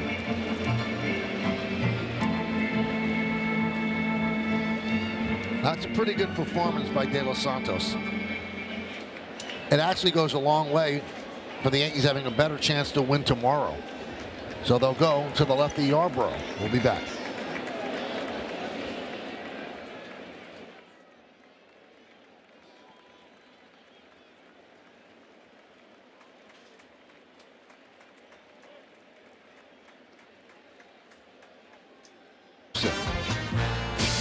Now, I'm going to give you a little trivia after we look inside the ball at this left-hander.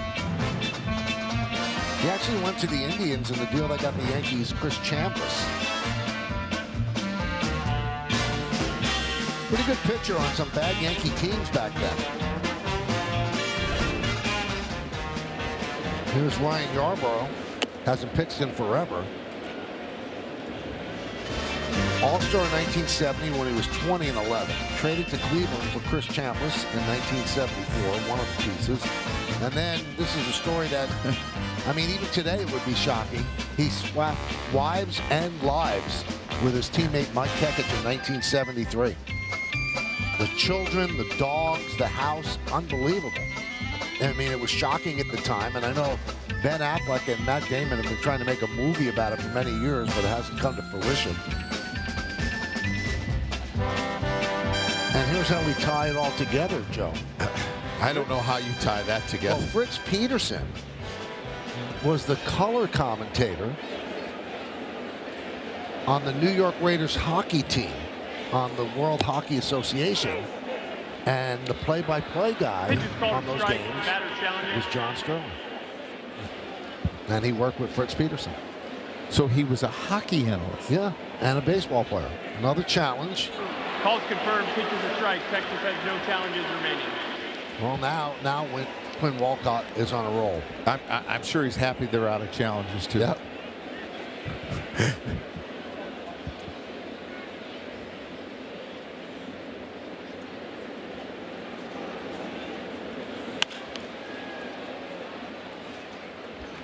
I'm trying to think, Joe.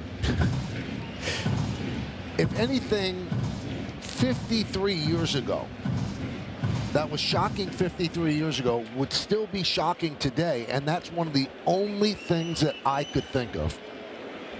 Like, society has really changed in those 53 years, and that would still be stunning if a player did that, as Osuna strikes out against Yarbrough. Yeah, yes. I think that will always be shocking. Mm-hmm.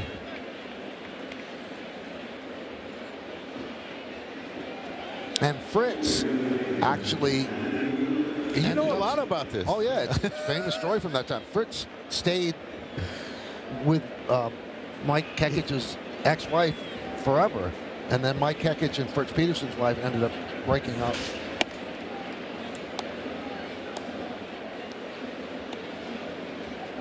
One and 0 on McCutchen.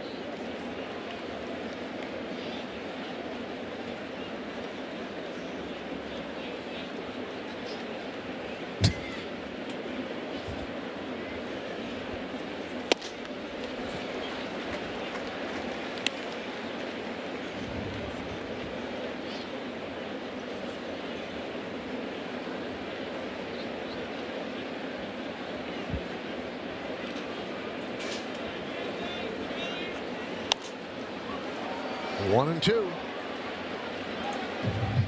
You know, sometimes numbers can be deceiving, Michael, when you look at Yarborough's ERA. This is his 8th outing. In the previous 7, he's given up 5 runs, 4 more in one game. Right. He's been pretty good besides that.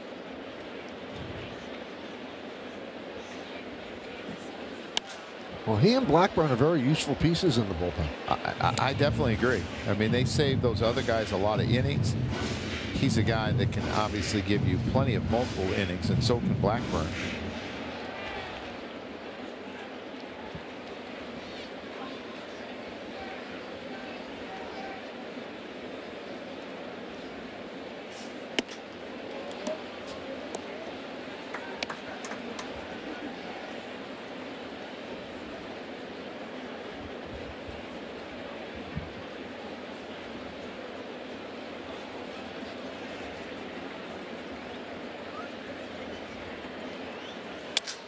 Broken bat.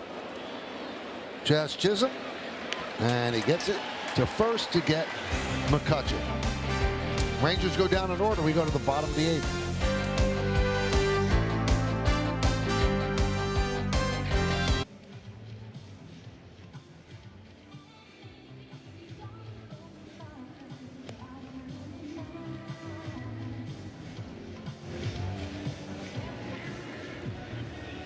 Hey, tomorrow afternoon on Yes, the Yankees and the Rangers play the series finale here in the Bronx. Coverage begins at noon with the FanDuel Yankees pregame, and first pitch is scheduled for 12:35 on Yes and the Gotham Sports app.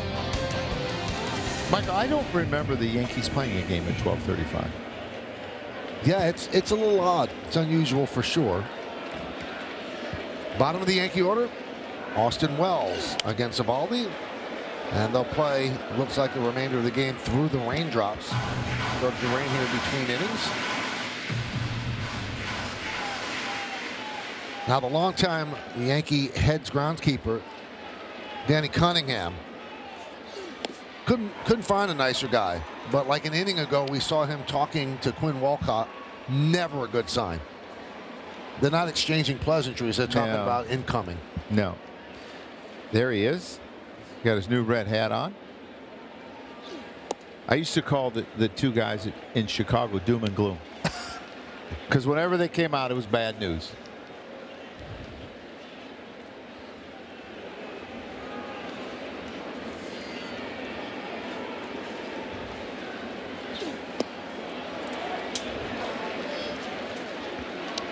Two and two on Wells. Yankees obviously need some base runners. They're down by 5. 6-1. They've managed just 3 hits against Eovaldi. The only run, the Judge home run, in the 6th, his 15th of the year.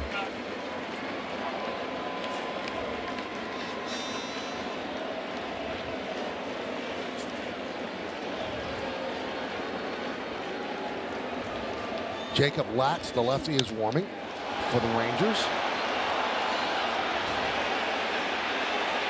And the catch is made by Osuna. Carter made that difficult because he called it first and then kind of spilled off. This copyrighted telecast presented by authority of the New York Yankees and may not be reproduced or retransmitted in any form, and the accounts and descriptions of this game may not be disseminated without the express written consent of the New York Yankees. I'm amazed that you don't have that memorized. Yeah, I don't.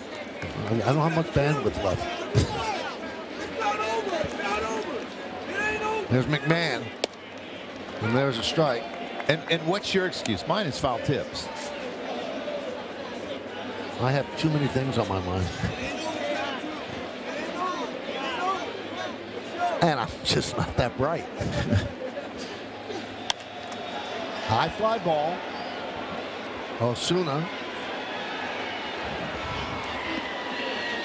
2 away. Bubbled up against the elements.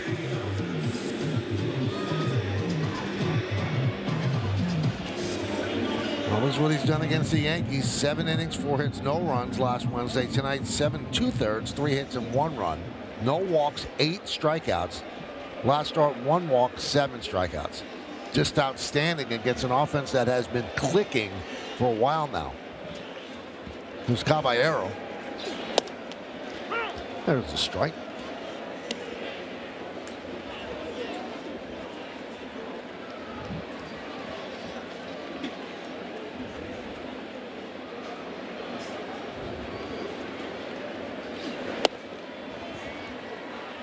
God, his off-speed stuff has been fantastic tonight. The split, the curveball. Caballero saw both of them. It's been really economical tonight, Michael.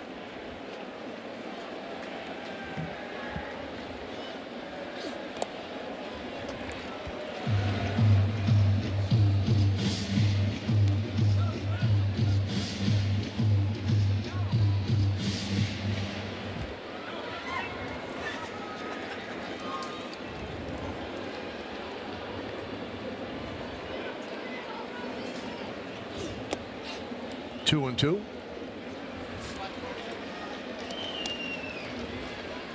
Only threw 102 pitches last week. This will be his 100th pitch.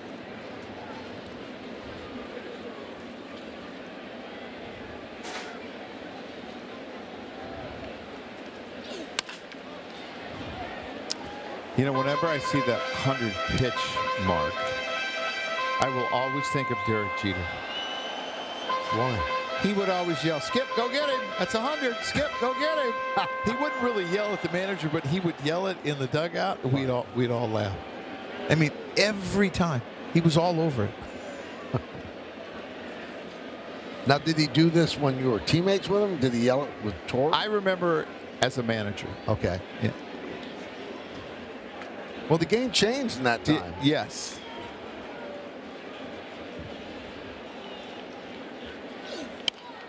Soft ground ball, Young.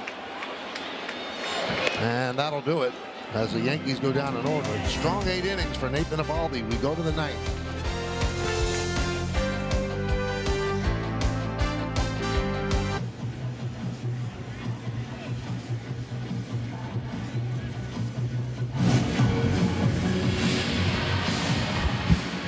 Hey, the Yankees return to Prime next Wednesday to take on the Orioles. Don't miss a minute of Yankees coverage beginning at 6, only on Prime. Ryan Yarbrough got the final 2 outs of the 8th inning now. We'll try to get 3 outs here in the 9th and give the Yankees a chance in the bottom of the 9th. Top of the order here is Brendan Nimmo. Fly ball, left field.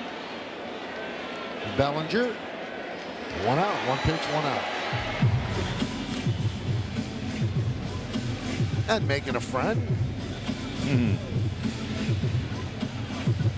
Now he's going to go back and tell her Bellinger's my favorite player. Do you remember getting a ball as a kid? Never got a ball as a kid. They didn't go to the top row of the upper deck. Nobody had that kind of foul ball power. But you got to tell me, you had to come down some games. Nope. Never.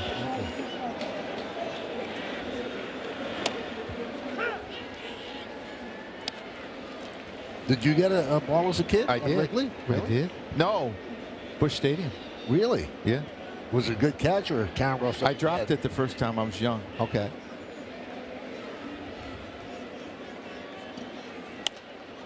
The first foul ball I ever caught, I was a writer covering for the New York Post. It's like the first road trip. We're in Anaheim. And I'm on, a rotary phone talking to the studio. It's on the crook of my right side of my neck. Somebody hit a foul ball into the press box, and I reached up and grabbed it with one hand. Wow. Maybe you were meant to be an outfielder. No, for sure not. And then every single writer, I still have it somewhere in my house, every single writer, Bill Madden, they all signed it. That's cool. Yeah.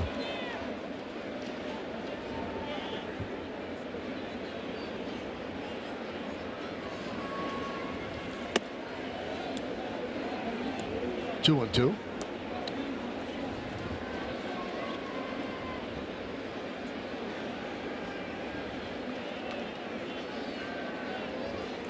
Duran, part of the deal the Yankees made with the Rangers to get Joey Gallo. And Duran's a pretty good player. Yeah, you know, I talked about it earlier in the game. He's played himself into being an everyday player. Originally, he wasn't going to be their everyday second baseman. He was kind of playing all over, and you see this ball catch the home plate umpire, and that's pretty bad. Not a great night for Mr. Walcott. No, but it's gotten better as he's been right the last few. Josh Smith was supposed to be their everyday second baseman, so he was kind of moving around, playing left, playing some second, and he really kind of took the job. Josh Smith also came over in that deal. Yeah.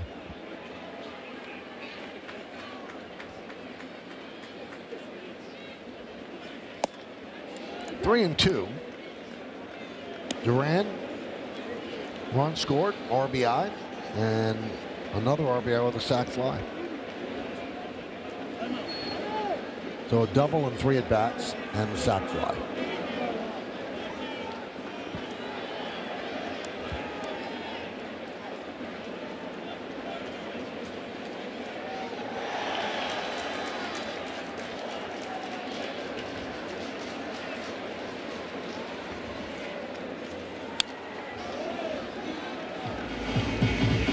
He's a tough out, Michael. I mean, he does not swing and miss a lot.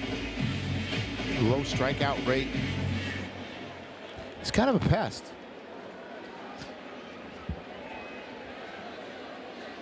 Hitting .303, home run 11 ribbies, .365 on base percentage. And now that just went up as he worked the walk.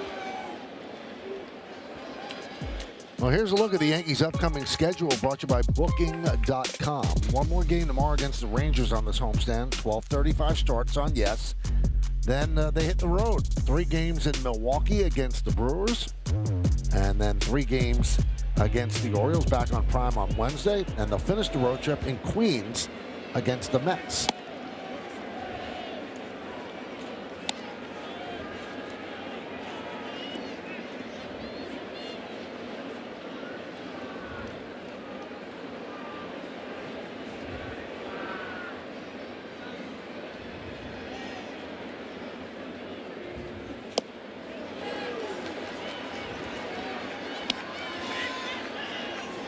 Well, the Yankees don't get a great break. The Brewers had a rainout in St. Louis yesterday, so that pushes Mizorowski back to Friday. The Yankees would have missed him. Hard throwing youngster. Going to see some 103s, Michael.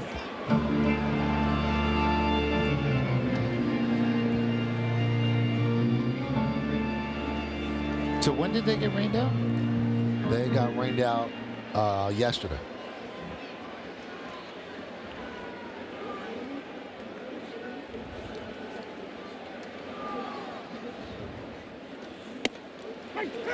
And he gets punched out for the second out of the 9th inning.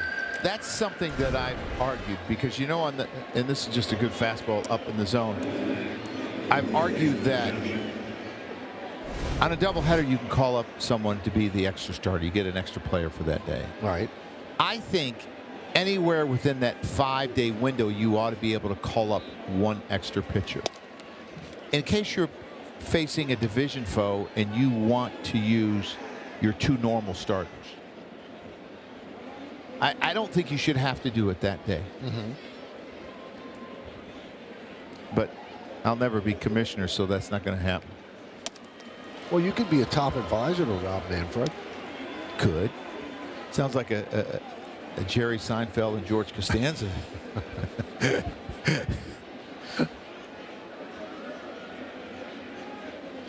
1-1 on Josh Young. He is 0 for 4 with 3 strikeouts tonight. Has a 13-game hitting streak on the line. What happened to him? I don't know. Had a great April.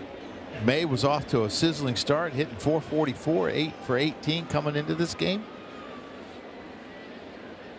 And 20 for 50 during the 13-game streak. Runner goes. Strike, throw to second. Not in time. Ball gets away. So Duran picks up his 4th stolen base. You know, the one thing that I've noticed that Austin Wells has kind of corrected, he was getting underneath the ball too much, and a lot of his balls had really tailed or taking off towards right field because his arm angle was so low. He's much better now on top of the ball, and he's throwing the ball a lot straighter. He just stood up, threw it into the ground a little bit, but his throws have been much better. Ground ball, Caballero, backhands, bobbles, fires. Still got it for the final out. No runs, no hits, no errors, and 1 man left. Yankees will try to rally on their last licks in the bottom of the 9th inning. Will be the top of the Yankee order: Grisham, Judge, and Bellinger.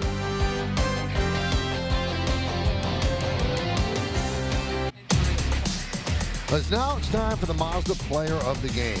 Well, Nathan Eovaldi went 8 innings tonight, only 3 hits, 1 run, the home run by Aaron Judge, 8 strikeouts, 0 walks, used all his pitches. His curveball and split were really effective.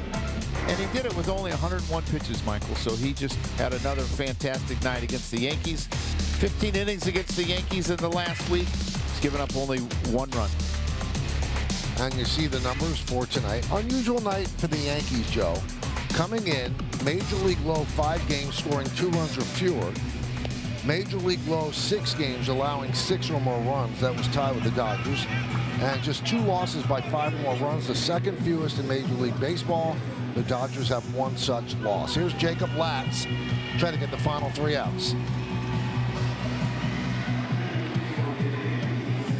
Yeah, he's been the guy that's been closing more recently. It started off being Jacob Junis, but he's kind of earned the role. He made 1 start at the beginning of the year. He threw 4 innings, did give up a run to the Phillies. For some reason went to the bullpen, but he has been extremely effective in the bullpen. 7 straight scoreless appearances, including a 6-out save against the Yankees last Wednesday. And there's a strike to Grisham. I mean, maybe they think he fits better in the bullpen because he's only got 4 pitches. It seems like everybody's got like 6 now.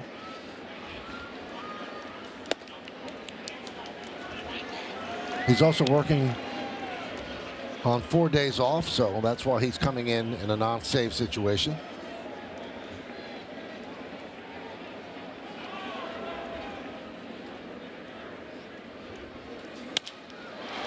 Driven down the left field line. Just foul. Grisham wasn't so sure. He kind of ambled down the first baseline. Usually, when they know it's foul, they'll just stand there.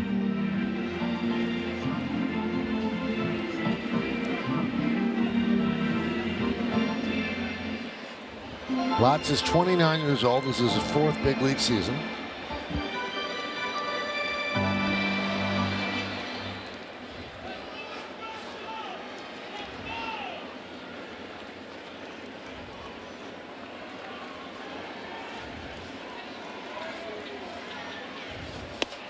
Strike 3 on the slider. Grisham down looking, so Grisham 0 for 4 tonight.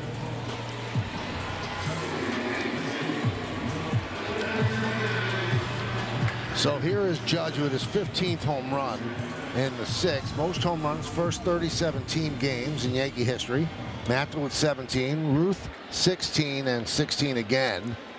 And Aaron Judge is tied with A-Rod and Ruth with 15. It is simply amazing to me how quickly he can drop 10 home runs on you. I mean, I think about it. He wasn't hitting the ball at the ballpark early in the season. Now he's on pace for over 60 home runs. Now, speaking of Babe Ruth, Joe, on this date in 1915, Ruth hit his first home run ever off of Jack Warhop of the Yankees, and that was at the Polo Grounds. And he also started that game, and he went 12 1/3 innings, got the complete game loss. 12 1/3. Yep. No, he didn't hit enough home runs. You know what? They didn't have Jeter going 100 pitches, Skip. No.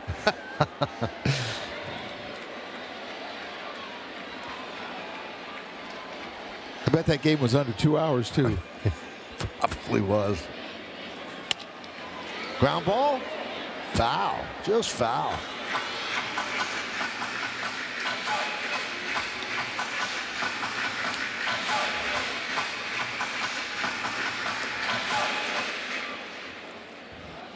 Also, an underrated trade in Yankee history. You know, we know that the Red Sox traded Babe Ruth to the Yanks.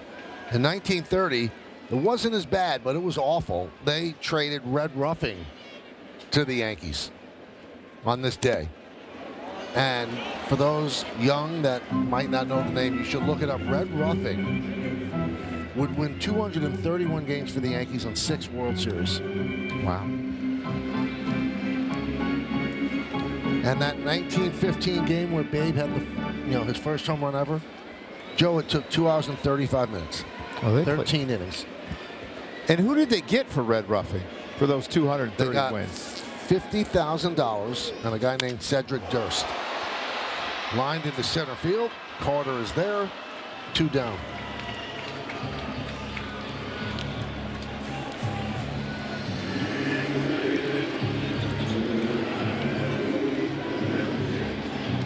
So here's Cody Bellinger. Singled in the first inning, extend his hitting streak to 8 straight. He's 1 for 3.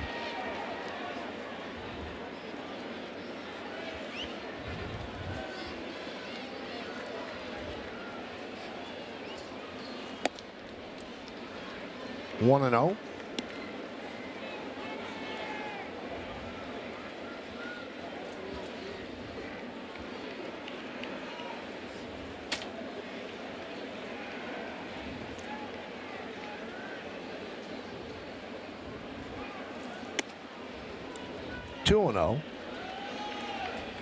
Latz really milks the pitch clock. He started his windup at 1 second.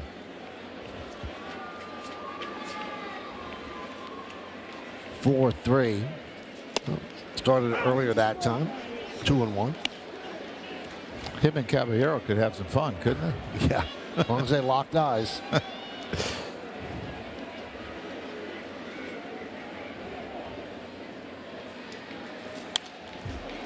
And the Yankees down to their final strike. The Yankees have been red hot. They've won 5 in a row, 15 out of 17, and the best teams in the world don't win every single game, and you're going to have these games, and this seems like it's one of them for the Yanks. Just seems odd, doesn't it? Yeah, it's odd the way they've played. This kind of a clunker.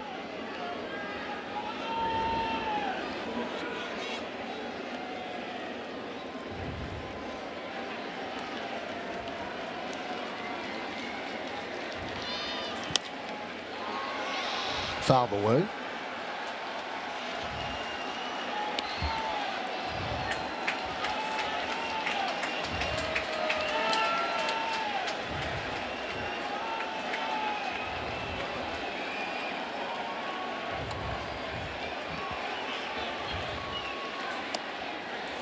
And Bellinger, not giving away an at bat, works a walk with 2 outs. For those that were watching the Knicks, they take a 2-0 lead over the Sixers in the best of 7. They beat Philadelphia without Joel Embiid, 108-102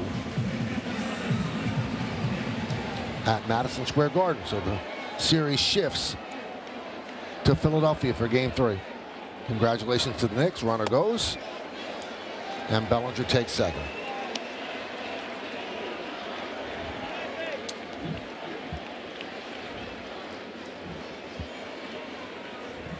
Dominguez batting from the right side against the lefty Latz.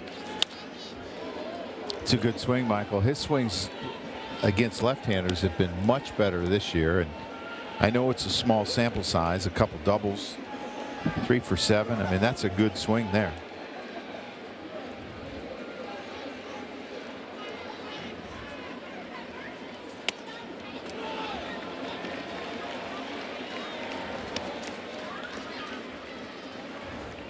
The Yankees trying to rally with 2 outs in the bottom of the 9th. They're down by 5, 6-1.